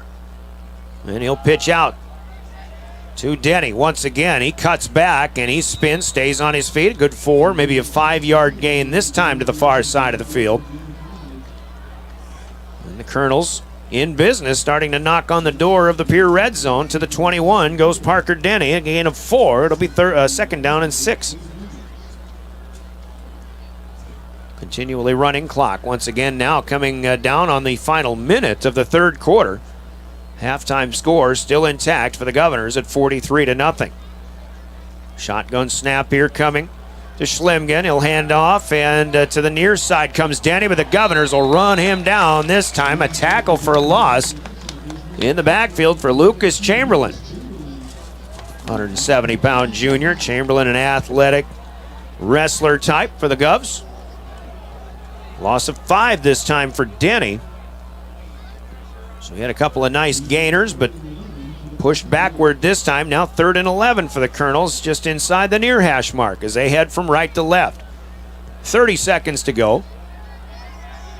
In the third, also in the backfield, Kellen Odell, a sophomore. Keep it on the ground, option here, but the quarterback keeps.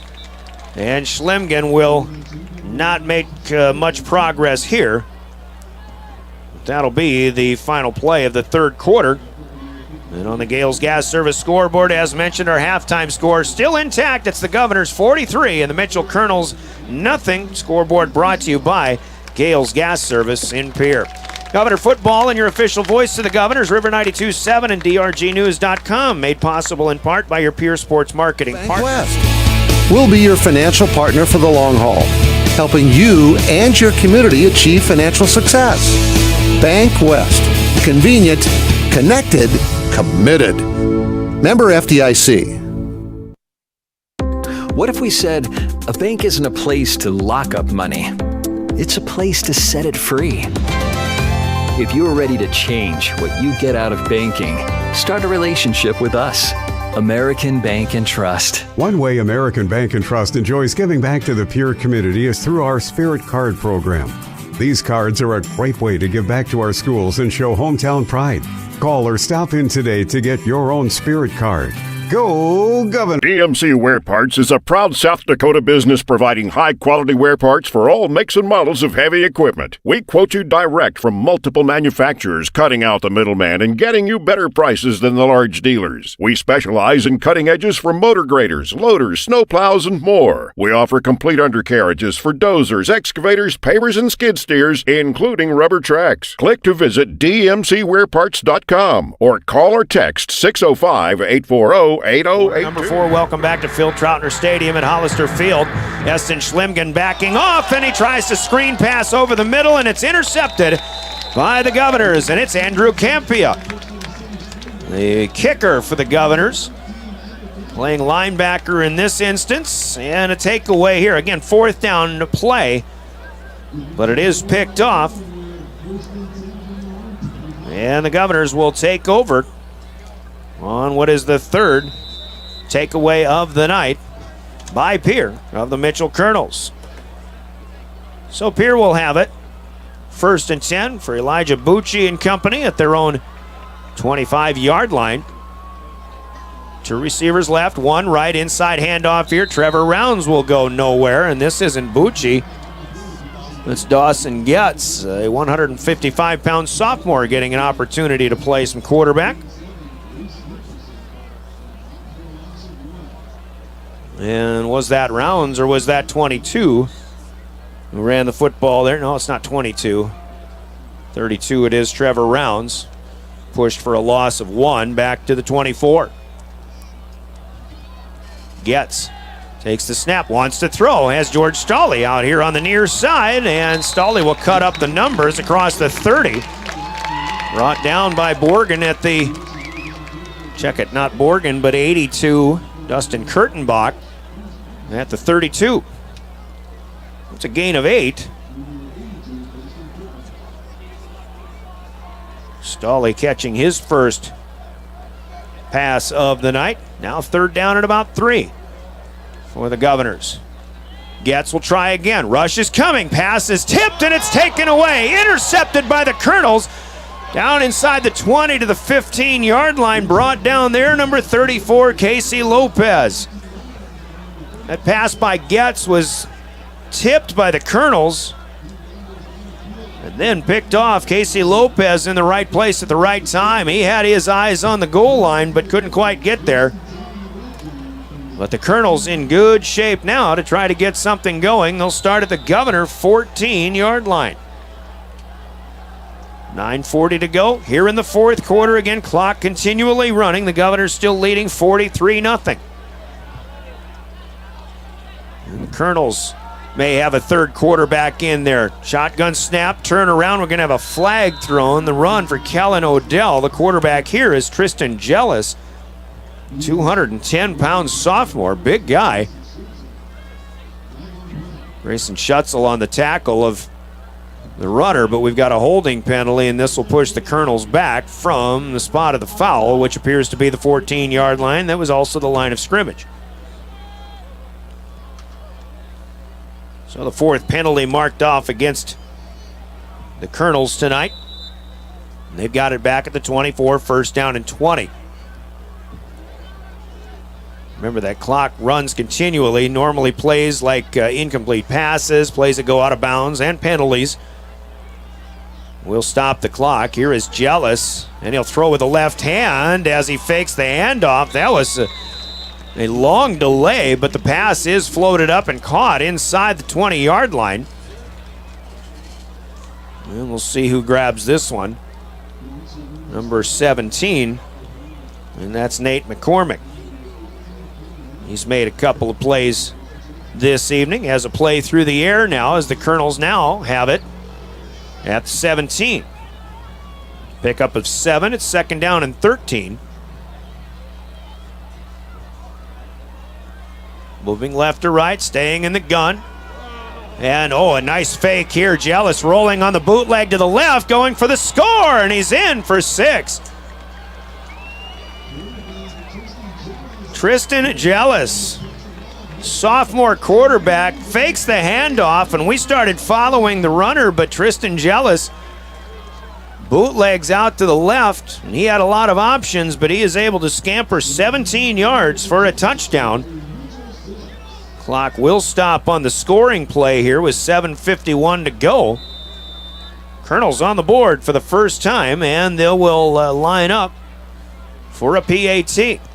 Brennan Rose, the kicker, and the snap received, but the hold was down a little bit late, and Rose kicks this one low, and it's blocked, so the Kernels will settle for 6 with 7:51 to play. Kernels on the board with the Governors lead 43-6. We're back in 30 seconds. You're listening to Pierre Governor Football.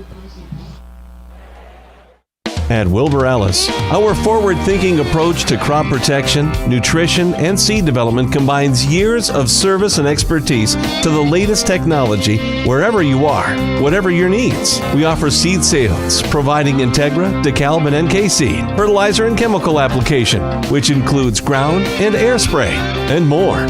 Much more. We're proud to sponsor all area sports and activities with locations in Miller, Highmore, and Blunt. Wilbur Ellis. Dakota Antler is...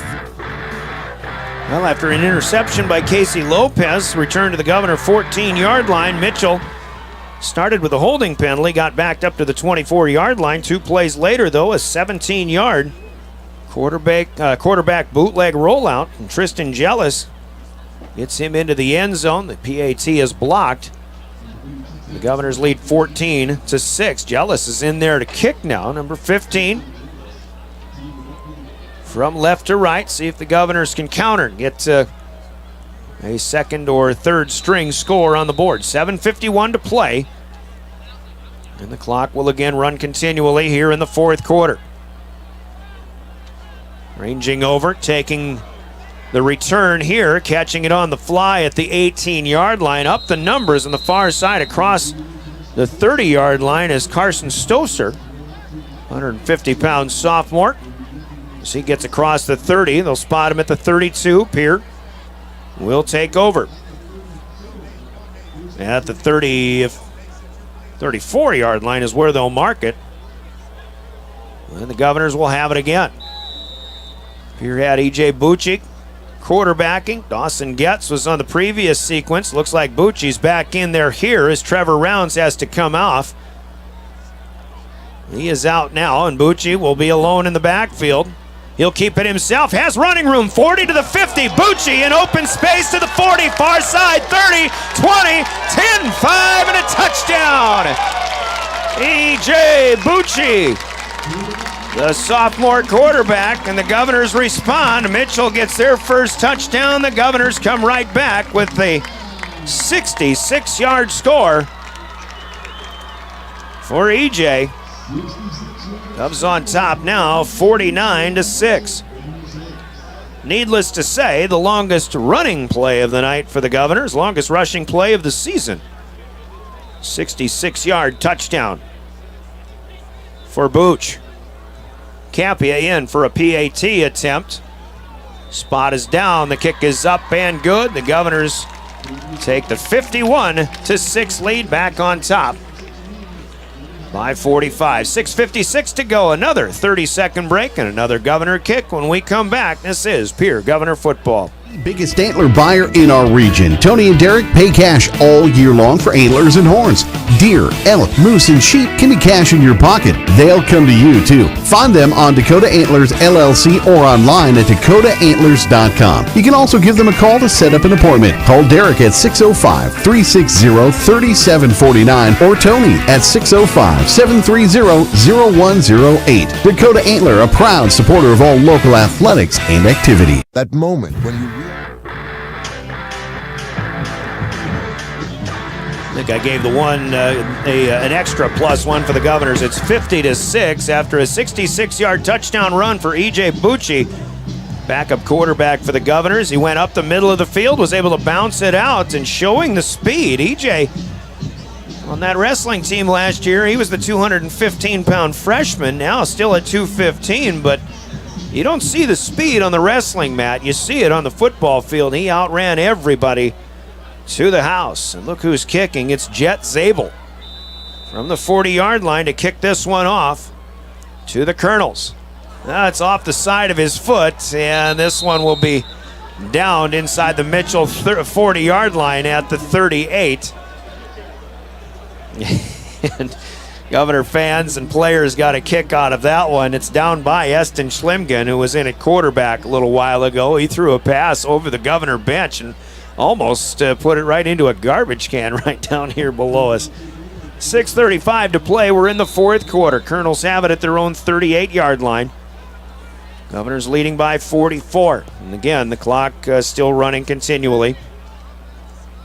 Once that clock gets, once the score gets to a 35-point margin, it'll run continually in the second half. There might be something like inside of, I can't remember, 15 or 20 points where it stops running continually and they run regular timing again. I'm not quite sure about that. Here's an inside handoff. Doesn't really matter, I guess, but a good, hard rushing attempt here for the Kernels.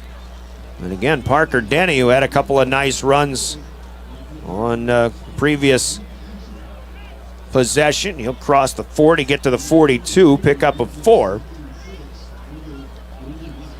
Down to 5:40 left in this one. Kernels go to Aberdeen. They'll be a homecoming opponent next week for the Golden Eagles. Meanwhile, the Governors have their own homecoming and a big, big game. It's the Yankton Bucks coming to town.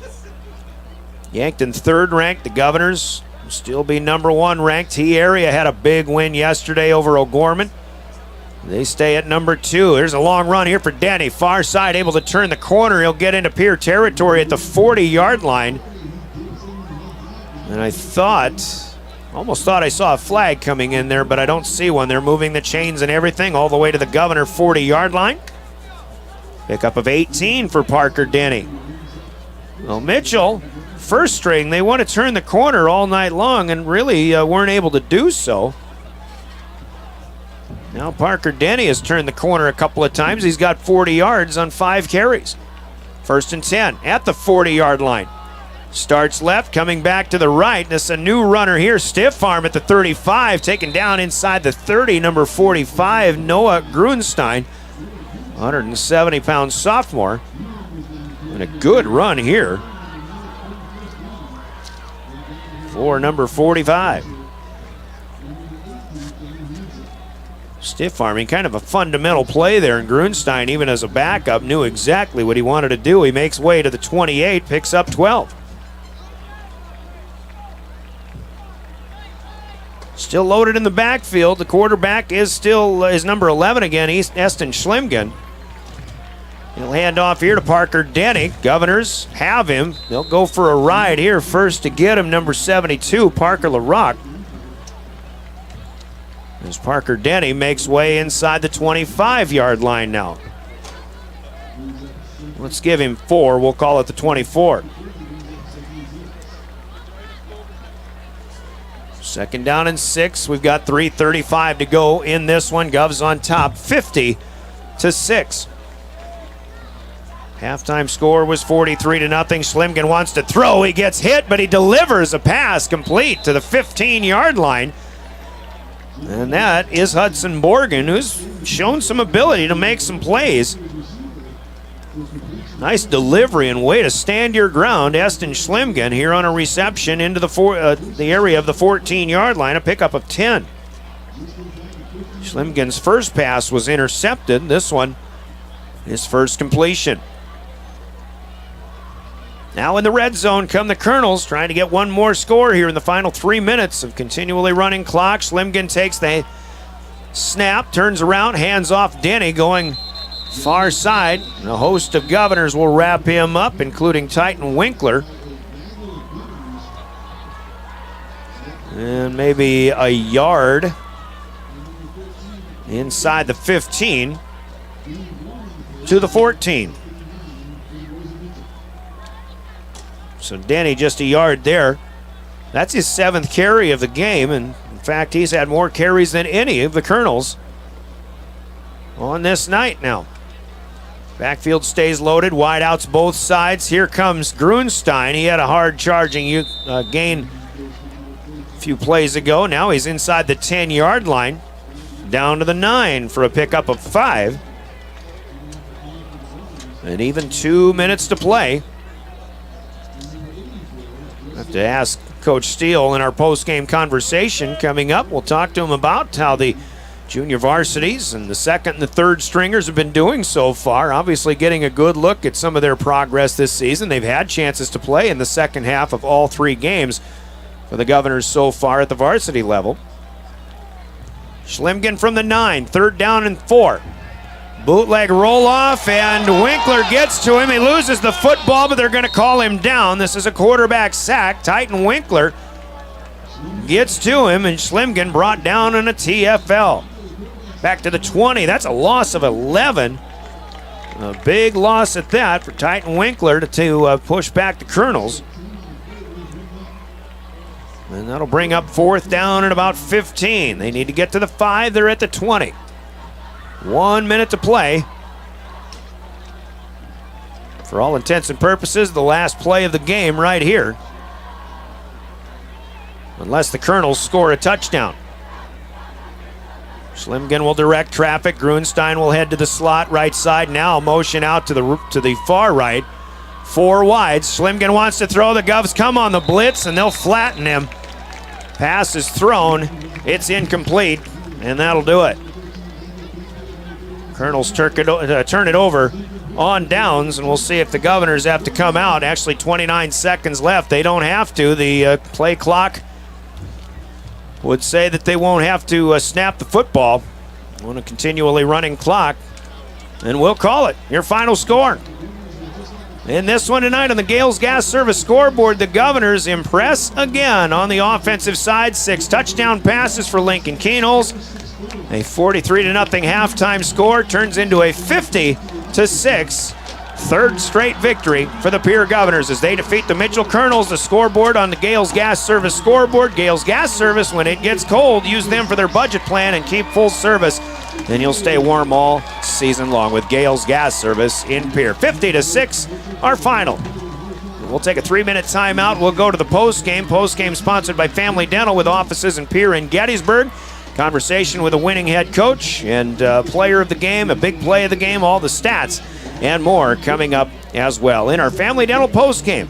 Another Governor victory tonight. Your official voice of the Governors, River 92.7, live streaming with the help of Live Ticket at drgnews.com. The team at Family Dental in Pierre and Gettysburg are devoted to spending time with each patient to answer all questions and address any concerns that arise. Family Dental wants all their current and future patients to feel welcome and comfortable and to have the healthiest, best-looking smile possible. They can take care of all your family's dental needs with cleanings, checkups, implants, same-day crowns, and many other dental services. Dr. Ryan Jensen welcomes new patients. Family Dental in Pierre and Gettysburg, caring for all your family's dental needs. At American Family Insurance, we help protect what you've achieved so you can fearlessly go after your dreams. For auto, home, business, and life, contact us today. American Family Insurance. Insure carefully, dream fearlessly. American Family Insurance, Life Mutual, Standard of Ohio and Wisconsin Company, 6000 American Parkway, Madison, Wisconsin, 53783. Call the Brittany Shufflebine Agency, LLC, with offices in Pierre, Oneida, and Gettysburg. Beck Motor Company is celebrating 53 years in the car business. Find huge discounts on all pre-owned vehicles. Just look for the bright tags in the windows. Tires, buy 3, get 1 free. And as always, the price match guarantee every day. B&W Gooseneck turnover hitch, only $549 while supplies last. Like details, $75 and $90. We thank you for your loyalty the past 53 years. Beck Motor Company, Pierre. BeckCashMotors.com.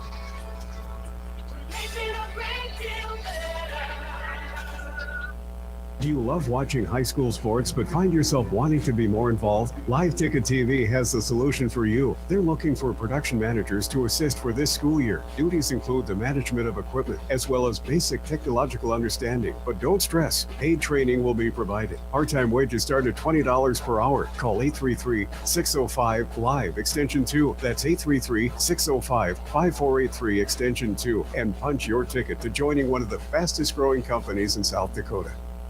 Do you dream of a custom home built within your budget and done on time? Kruger Contracting can make that dream a reality. They're a trusted home builder since 2003, and they're going to be upfront and open about cost and transparent about where your money is going when it comes to your new home. Their skilled crew will manage construction of your new home from start to finish. They're located in Pierre and can build your home in Pierre, Fort Pierre, or the surrounding area. Call 605-222-2523. Visit KrugerContracting.com or find Kruger Contracting on Facebook.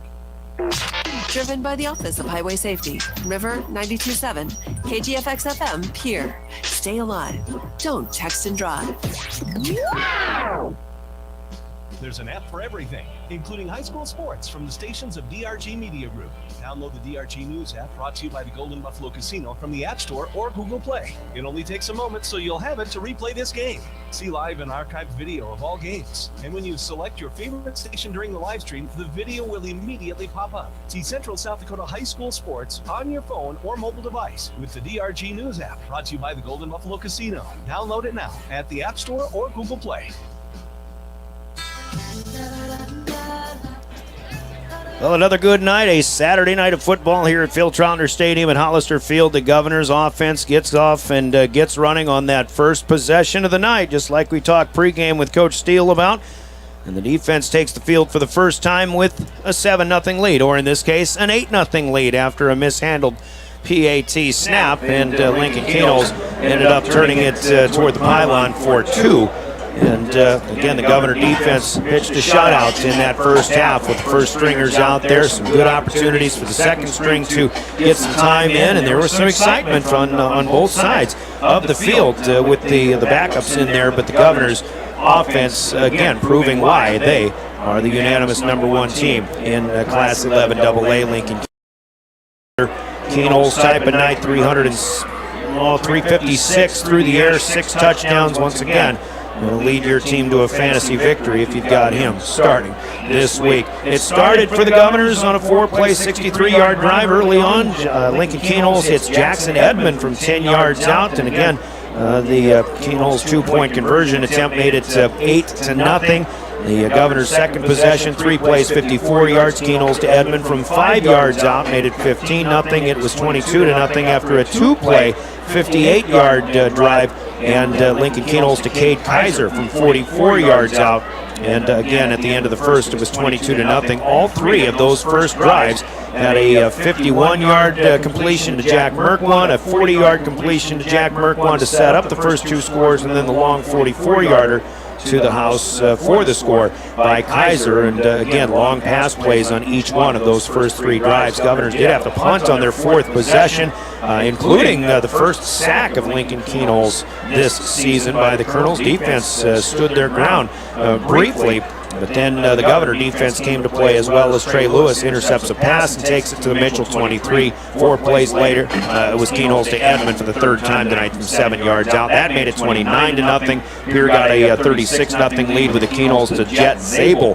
pass play from 20 yards out. 4 plays to the tight ends for scores here tonight. Zabel has scored at least one in all 3 games so far. And then Mitchell again put their best drive together at the 6:41 mark of the second quarter. Got all the way down to the 4-yard line, but lost the possession on a mishandled handoff exchange. And the Governors took over on their own 9-yard line. And after a 17-yard hookup, Kernels to Zabel, they went up top. And on the go route, Kernels hit Merkwan in stride for 74 yards. That made the halftime score 43-0. Kernels had a good drive coming out of the halftime break as they put up 10 plays, but ended up losing it on downs at the Pierre 24-yard line. And then the Governors come out. Starters were out there briefly, but after one play with a 15-yard pickup, then they called the timeout, got the second string in there. They do go 3 and out. Mitchell had a possession at the Pierre 44-yard line after a Pierre punt, but Eston Schlimgen had a pass that was picked off by the Governors, and the Governors came back, but they had a pass picked off as well. And then up next, for the Kernels, a 2-play drive as they returned an interception down to the Governor 14-yard line. And after a holding penalty, 2 plays later, a Tristan Jealous 17-yard touchdown run put the Kernels on the board, although the kick blocked thanks to a high snap at, among others, a 43-6 lead with 7:51 to go in the fourth quarter. And then E.J. Bucci comes out and runs a 66-yard touchdown on a 1-play scoring drive. Andrew Tampia's kick made it 50-6. That was at the 6:56 mark. Mitchell had a good drive to close things out, but turned it over on downs at the Pierre 20-yard line. Governors, with the continually running clock, didn't need to run another play, and that seals the deal. A 50-6 victory for the Pierre Governors tonight, upping their record to 3-0. Steve Steele is up here to talk about it, and right off the bat, Coach, again, we talked in pregame about how your offense takes this opening drive and they find a way to get to the house. You start with an 8-0 lead, and once again, the defense pitches a shutout in the first half, and just I think this is kind of what is expected now each time out for the Governors. Yeah, they did a great job setting the tone. I think we were very fortunate. We had a pretty tough third down conversion there, that first third down of the game. That was a huge one just to keep that drive going, and I think the guys kind of got in rhythm from there offensively. But defensively, just being able to come out and stymie them right away, I mean, that's just huge. I think Mitchell had to throw the ball a lot more than they really wanted to, and again, a lot of that goes to just being up early. But since you mentioned that passing offense, I mean, give them credit. They found a way to make some plays in that passing offense, even though the rushing offense, which they would definitely like to employ, maybe keep you guys off the field, your offense off the field as long as possible. But that passing offense gave you a bit of a challenge for a while. Yeah, they did a really good job. When they started throwing the ball and they dropped back, they had some good spacing and some good routes and some soft areas of the coverages for us. So all really good things that we've got to really focus and finish up on. Very, very proud of the guys not allowing a touchdown in the beginning. They had a really good drive in that second half. I'm really proud of the guys to shut it down once they got the red zone and tighten up. But you know what? You get the ball at 43 seconds left or whatever, and everybody up here knew. I mean, I had to make a mention of it. You think they're going to sit on it? I don't think so. And just like that, there isn't anybody really got a quick strike offense quite like the Governors, and there's nobody who's got Lincoln Kernels and Jack Merkwan on a pitch and catch combination. Yeah, and a lot of that is just working the operation of a 2-minute. It ended up only being a couple plays, but it's still just a mentality of when the play is over, if we're getting a first down, everyone's got to get up. They know where they got to go, and then we've got to get there and then look for the play. So it moves a little bit quicker, and it's just anytime you can get a live game rep at it, it's so important to do that. We do it in practice, but it's just not the same. So, we felt that was a great opportunity to do that, and they did a really good job. It's really amazing how much of a part of the game that is, and whether you expect it or whether you can make it happen or not. Every time I stop by practice, you guys seem to be running a 2-minute drill.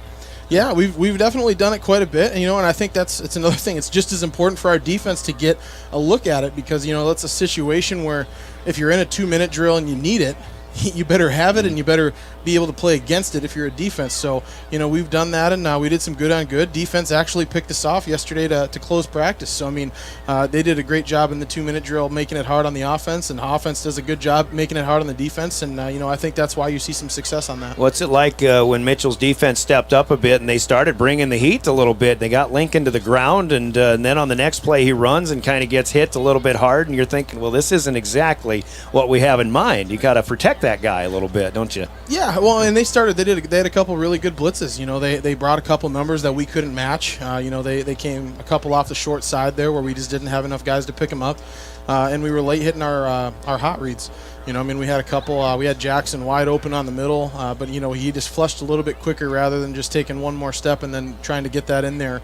When we did that later, Jet's touchdown was exactly that description, so instead of flushing, he took that extra step and hit Jet for a touchdown. So a lot of those, again, it's just good game reps. It's reps that you try and practice, but if you've ever been to a practice, if anyone gets within 5 feet of him, we're yelling at him. So it's not quite the same when he knows he's not getting hit in practice. The second string and the third string comes in, and you've had opportunities to see what they can do on the varsity fields now for the third straight game. Finally got some offensive output. Big play for EJ on the run, but the defense, even though they gave up a touchdown, makes an interception, and you're seeing the ability of the young guys able to make plays out there too.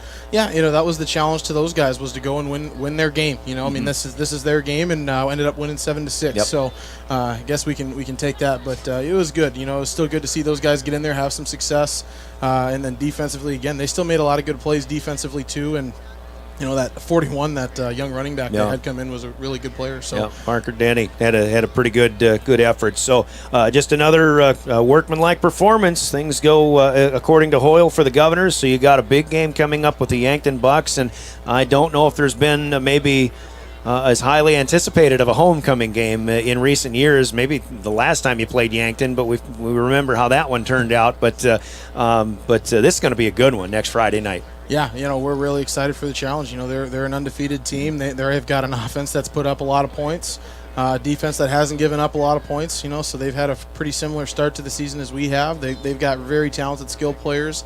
Another really good quarterback. So it should definitely be a very fun challenge for the team, and we're excited to get onto it. How much are you seeing from them? You've played 3 teams now that want to run the ball first, but now this will be a team like you that wants to throw the ball. How much are they really relying on the pass as opposed to running the football? They're a lot. They're going to throw the ball a lot. They've got 3 really, really good receivers, 3, 10, and 1 and 4 actually. So they have 4 really good receivers, and their running back's a pretty solid player, and Reichen's just a scramble machine. If he gets out of the pocket, he can make a lot of problems happen. He's kind of similar to a Rolf-style quarterback from Aberdeen last year, where he's explosive, but he can run around long enough for you to lose coverage and then throw it to the open guy too. So it'll be a challenge for us. Big challenge coming up. We're looking forward to it, Coach. Job well done tonight. All right. Thank you. Okay.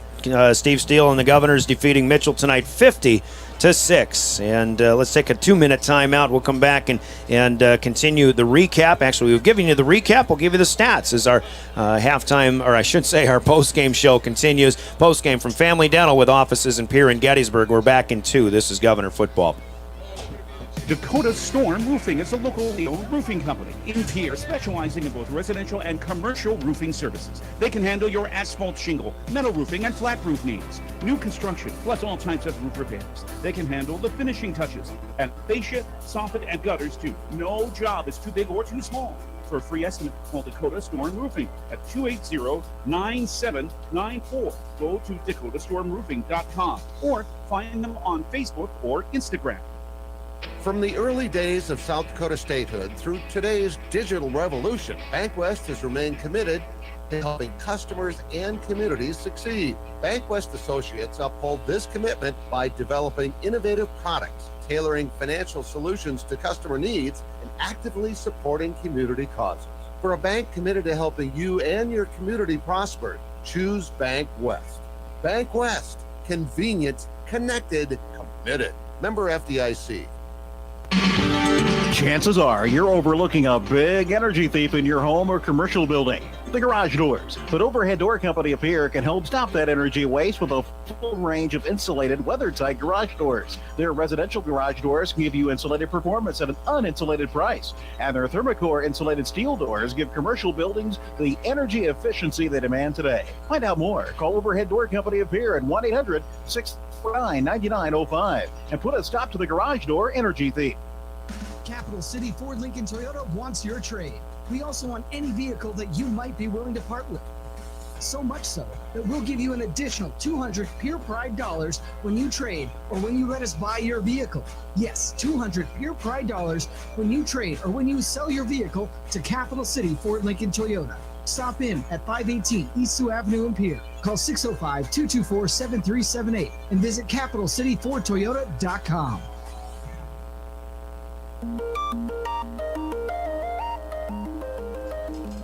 Back at Phil Troutner Stadium in Hollister Field at a 3-0 start to the season for the Pierre Governors. 2-0 on their home field, a 50-0 win over the Mitchell Kernels tonight. We take a look at the stats in this one. I got my stat sheet on the Mitchell side, so we'll start there. Mitchell will run for 108 yards tonight, and again, a lot of that coming from the second string, as it turns out.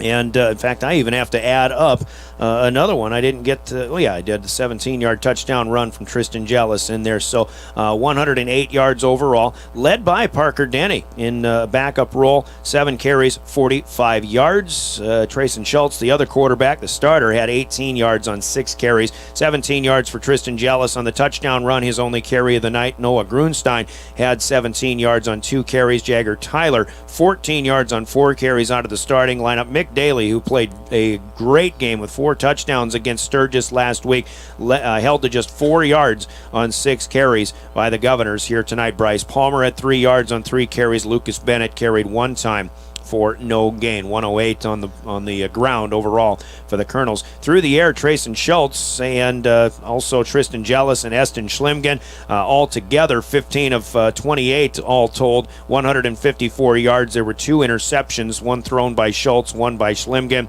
And Schlimgen was sacked once for a loss of 11 yards, so 100 and let's update that to 143 net passing yards with 108 on the ground. That's 251 total for the Kernels on the game overall. Receiving wise, A.J. Simpson had a great game, 7 catches, most of them on one particular drive in the second quarter. He amasses 54 yards. Mick Daly does have 2 catches for 36 yards. The first that he caught went for 34 yards, and a big play there for the Kernels. Jagger Tyler, 1 catch for 23 yards, a 10-yarder for Lucas Bennett, and then Bryce Palmer, 2 catches for 15 yards. Hudson Borgen had a 9-yard grab, and Noah McCormick, a 7-yard catch. But the Kernels turned the ball over 3 times, 2 interceptions and a lost fumble. That fumble was a killer for Mitchell, at least in the end of the first half when they were just about to score. But a handoff exchange that didn't end up happening ended up on the ground. The Governors recovered it, and they turned it into 6 very quickly after that. Mitchell does pick up 12 first downs along the way, penalized 4 times for losses of 30 yards. Now for the Governors on the ground, not much happening. The first string, only 3 rushing attempts for 16 yards. Brock Mosier had 2 of those for 15 yards. Lincoln Kernels with 1 keeper for 1. But E.J. Bucci had a 66-yard touchdown for the last score of the game. Trevor Rounds ran twice for a loss of 1. Unofficially 81 yards of offense for the Govs. Of course, they're doing their damage through the air. And while Dawson Getz had an 8-yard completion as a third-string quarterback, he also threw an interception in the pass. E.J. Bucci was 0 for 2, but tonight, again, belonged to Lincoln Kernels. He was unofficially 16 for 23 tonight, 356 yards, 6 touchdowns on the night, with Getz and Bucci combining 1 for 4 for 8 yards. So 364 through the total for the Governors. Kernels was sacked once for a loss of 11, 353 net passing yards, 81 on the ground, 434 total for the Governors. Jack Merkwant, big receiving night again. 5 catches, 190 yards. That's a 30-plus yard average. Had the 74-yard touchdown to close out the first half. Just a beautiful pass play, and just one of those where in Governor football it just doesn't get any better than Kernels throwing and Merkwant catching in stride and running the last 40 yards on his own. Cade Kaiser had the 44-yard touchdown and an 8-yarder for 52 yards on 2 grabs tonight. Jet Zabel 2 catches, 37 yards, including a 20-yard touchdown. Then Jackson Edmond had the 3 catches for 22 yards. All 3 catches go for scores. Brecken Kruger, 2 catches, 22 yards. Brock Mosier, actually 2 catches for 33 yards in this one. And George Stolley caught the 8-yard pass completion from Dawson Getz in mop-up duty. 3 penalties for the Governors tonight, 25 yards lost. They pick up 8 first downs, and then the backups did have the 1 turnover and interception thrown by Getz as the Governors win the turnover battle, and of course they win the game 50-6 in this one. So the Governors have Yankton next week for homecoming night. Mitchell again goes to Aberdeen. More to talk about in our Family Dental post game. It's time for the naming of the big plays of the game and your player of the game coming up. We'll start with the big plays, and they're sponsored by Hermanson Endodontics. I got it. Hermanson Endodontics. Big plays of the game. That's up next after you hear this on River 92.7.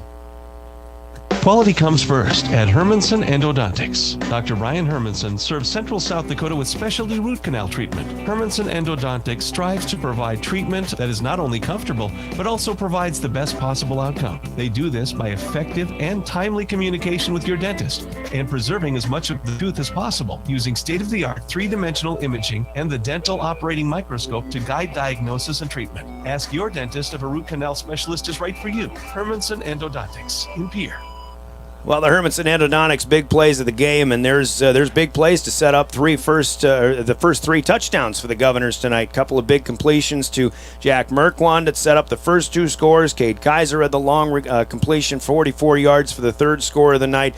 But even though the Governors had the game at hand at 36-0, Mitchell comes up on this great drive, 12 plays. They get down to the 4-yard line, unfortunately for them, and you kind of root for them because they're really putting a good drive together and against an overmatched an opponent that's overmatching them, really. But you like what you saw from the Kernels. Unfortunately, they lose the ball on the fumble. 43 seconds left in the first half. The Governors go Kernels to Zabel for 17 yards, and then, they're not going to sit on it. They're going to throw over the top to Jack Merkwant. 74 yards on a go route to the left side. Merkwant to the house, and just like that, it could have been 36-6, 36-7. Nope. At the half, it was 43-0. In favor of the Governors on that big play of the game. The takeaway plus the 74-yard touchdown from Kernels to Merkwant. Governor fans just love it. I mean, they both set records at their positions for the Governors, and they both have opportunities, albeit some of them long shots, to set some state all-time records as well with what they've been able to do in Governor uniforms. There's your big play of the night. Kernels to Merkwant, 74 yards, and it is sponsored by Hermanson Endodontics. I got it right. In Pierre. And with that, a lot of candidates for your player of the game this evening, and boy, this is going to be tough. A lot of people playing well tonight. We may have to think about this one. Let's take a 2-minute timeout, and in the end of that one, we'll hear from Cowboy Country Stores of Pierre and Fort Pierre, and we'll make our decision on who tonight's player of the game will be. That is next in the Family Dental postgame. From the early days of South Dakota statehood through today's digital revolution, Bankwest has remained committed to helping customers and communities succeed. Bankwest Associates uphold this commitment by developing innovative products, tailoring financial solutions to customer needs, and actively supporting community causes. For a bank committed to helping you and your community prosper, choose Bankwest. Bankwest, convenient, connected, committed. Member FDIC. Hey, DQ fans, we're giving the people what they want. 2 Blizzard Treats of the Month. That's right, September means pumpkin pie, and the brand new Cinnamon Roll Center's Blizzard Treat have arrived. We're so excited, we just couldn't wait to tell you. Pumpkin pie is a fall classic made with real pumpkin pie pieces, and the new Cinnamon Roll Centers is jam-packed with your favorite soft cinnamon roll pieces. Hurry in and taste them for yourself today, only at DQ. Happy tastes good. Have you found yourself worrying about inflation and market volatility, considering what should I do? Can I do anything? Am I going to be okay? The Ranky Gray team has been coaching their clients through these tumultuous times for over 35 years. Let us discover what easy, time-tested adjustments can be made for you. For a free second opinion, our team can be reached at 605-224-5959. Let's start today. Securities offered through LPL Financial Member FINRA. Investment advisory services offered through New Edge Advisors LLC. Registered investment advisor, New Edge Advisors LLC, and Ranky Gray Wealth Management. Separate entities from LPL Financial. Cowboy Country Stores and Sinclair are fueling the Folds of Honor program at all their locations. Now through October 16th, 1 cent of every gallon sold will be donated to the Folds of Honor program. This provides educational scholarships to children and spouses of our fallen or disabled veterans. Together, we can help fill up the lives of the families that have sacrificed so much to protect our freedom. Fuel up today at Cowboy Country Stores in Pierre, Fort Pierre, Miller, DeSmet, Clear Lake, and Watertown.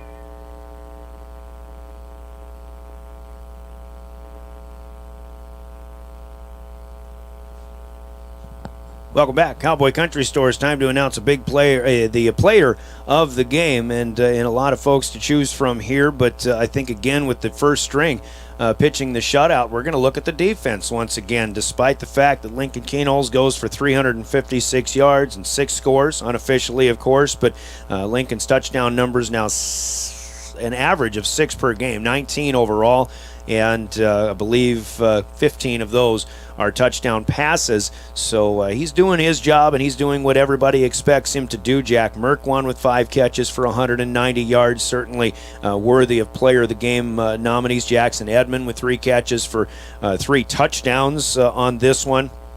Then he had Kaiser, Kruger, Zabel, and Mosier all catching 2 passes tonight. But how about the defense? We look around. There were 3 takeaways by the Governors tonight, 2 by the first string. Jason Shock made a huge play in recovering a fumble at the end of that first half that set the Governors up with the long touchdown to close it out. We were talking Deegan Huska. We were calling his name a little more often tonight. Remember Chance Sarda getting some big hits, but there was also Trey Lewis making plays all over the field, including an interception that set the Governors up for their 4th touchdown of the night. But on the short field from 23 yards out, Trey Lewis I think is continuing to show his worth. And Trey has come a long way in getting back and being able to make plays. He suffered an injury last year and wasn't even able to play baseball in the summer, which he was wanting to do. And he comes back. He's ready for football. Hopefully stays healthy, and he'll be a factor and a force on that wrestling team in the winter as well. Good to see Trey Lewis out playing some good football so far this year. He is tonight's Cowboy Country Store's player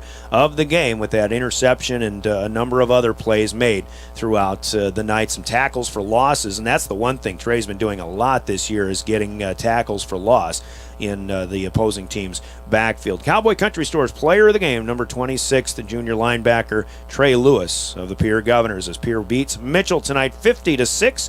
And your player of the game sponsored by Cowboy Country Stores in Pierre and Fort Pierre. Let's take a final break, and we'll come back and wrap it up. We'll set you up for next week and what we've got, and give you one last look at all the scores. You're listening to Pierre Governor Football. You know that feeling? The feeling that things couldn't get any better? It's you at your best. Being your best means owning your health. It means not only meeting your goals, but crushing them, then setting new ones. Partner with an Avera primary care provider. We are right here to help you create health goals so you can feel your best and move forward to your healthiest self.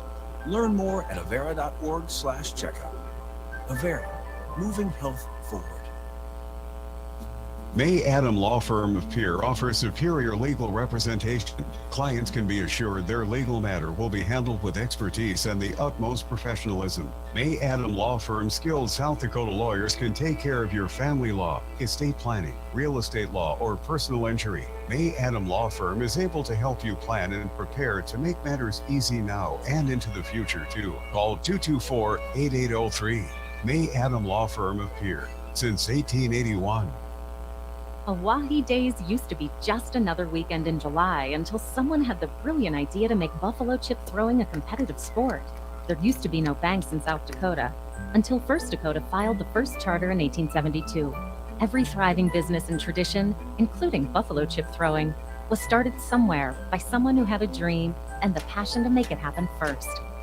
What will be your South Dakota first? Visit firstdakota.com/first. Member FDIC.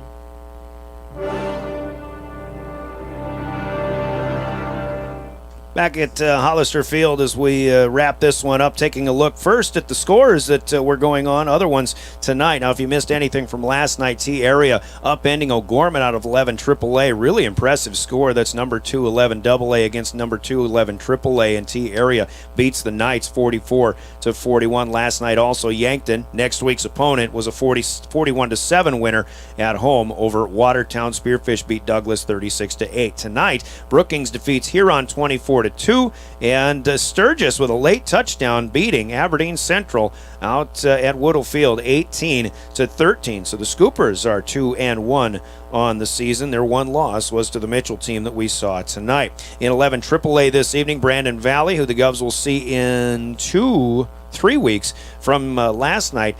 Brandon Valley a 42-0 winner at Rapid City Central. Sioux Falls Jefferson still going at Howard Wood Field, the number 1 team in AAA, leading number 3 Sioux Falls Lincoln 30-7. That game in the fourth quarter. And last night, Sioux Falls Washington, or rather this afternoon, Washington beat Roosevelt 14-7. Harrisburg last night goes to Rapid City, beats Stevens 28-0 for the scores that we had from the big schools last night and today. And the Governor volleyball team, a straight set winner last night at Sturgis, a straight set winner this afternoon on River 92.7 at Spearfish. Big match coming up. They entertain Sioux Falls, Washington. Last year's runner-up to O'Gorman in the state finals, and Washington will be here Tuesday night. 6:30 pregame. Join us for that, and a 7 o'clock first serve here on River 92.7. Volleyball will be on the air on Saturday next weekend, a week from today in the afternoon with a 2:30. I believe. We'll have to check on that. I think it's a 2:30 pregame, 3 o'clock first serve at Sioux Falls Lincoln. So good matches coming up for the Governors. Tougher opponents is their record now at 8-0. And again, next Friday night, it's homecoming here at Hollister Field, and the Governors entertain the currently 3-0 and third-ranked Yankton Bucks. A pass-happy offense coming to play the Governors, who also love to throw the football. Maybe the 2 best quarterbacks in the state in any class, Lincoln Keenholz and Rugby Riken, going at it head-to-head. Join us for that. 6:25 of the pregame next Friday night, 7 o'clock with the first kick with the kickoff here. Governor football. Right here, of course, your official home, River 92.7, and with the help of Live Ticket at drgnews.com as well. On your way out, as you travel to and from high school sports, don't forget the South Dakota Office of Highway Safety reminds us to put the phone away and hang up and drive. Essentially, the reminder from the South Dakota Office of Highway Safety. And there's something I probably should say it right here, so well, I'm butchering that one too. South Dakota Office of Highway Safety. You know, keep your eyes on the road, not on your phone. That's what we're talking about right there. Our big thanks to Jordan and Todd and to Jody for running technical direction with the video, and also Heather Williams back home in the DRG Media Group studios for audio technical direction. It's been a good night. The Governors defeating Mitchell 50-6. For everybody else involved, I'm Brian Oakland on your official voice of the Governors, River 92.7, drgnews.com. We'll see you Tuesday night for Governor Volleyball against Sioux Falls, Washington. Every farm is unique, but all farmers have something in common: the desire to maximize their land and improve it for the next generation. You need a cooperative that offers peace of mind. Agtegra Cooperative is an ag partner that shares your values and is part of your community. From agronomy and grain operations to energy and feed, Agtegra will link your farm to the future. Agtegra Cooperative. Strong, stable, dependable.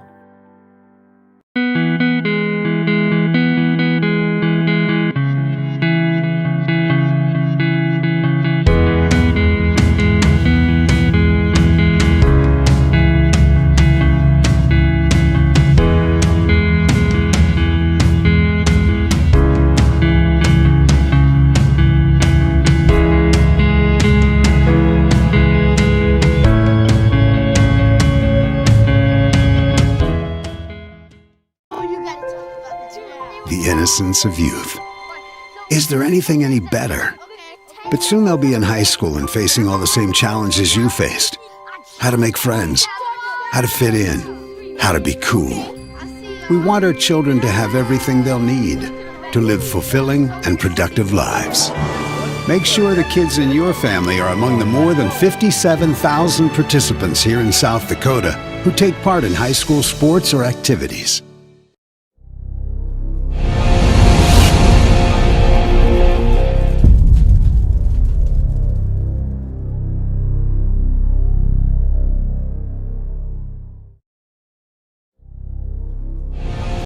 What if we said a bank isn't a place to lock up money? It's a place to set it free. What if the point of banking wasn't to bank at all, but to put your ideas to work? What if your bank asked, what if, a little more? Well, what if we told you we do? We're American Bank and Trust, where what if meets why not? If you're ready to change what you get out of banking, start a relationship with us. What if you made the move today? Every farm is unique, but all farmers have something in common: the desire to maximize their land and improve it for the next generation. You need a cooperative that offers peace of mind. Agtegra Cooperative is an ag partner that shares your values and is part of your community. From agronomy and grain operations to energy and feed, Agtegra will link your farm to the future. Agtegra Cooperative. Strong, stable, dependable.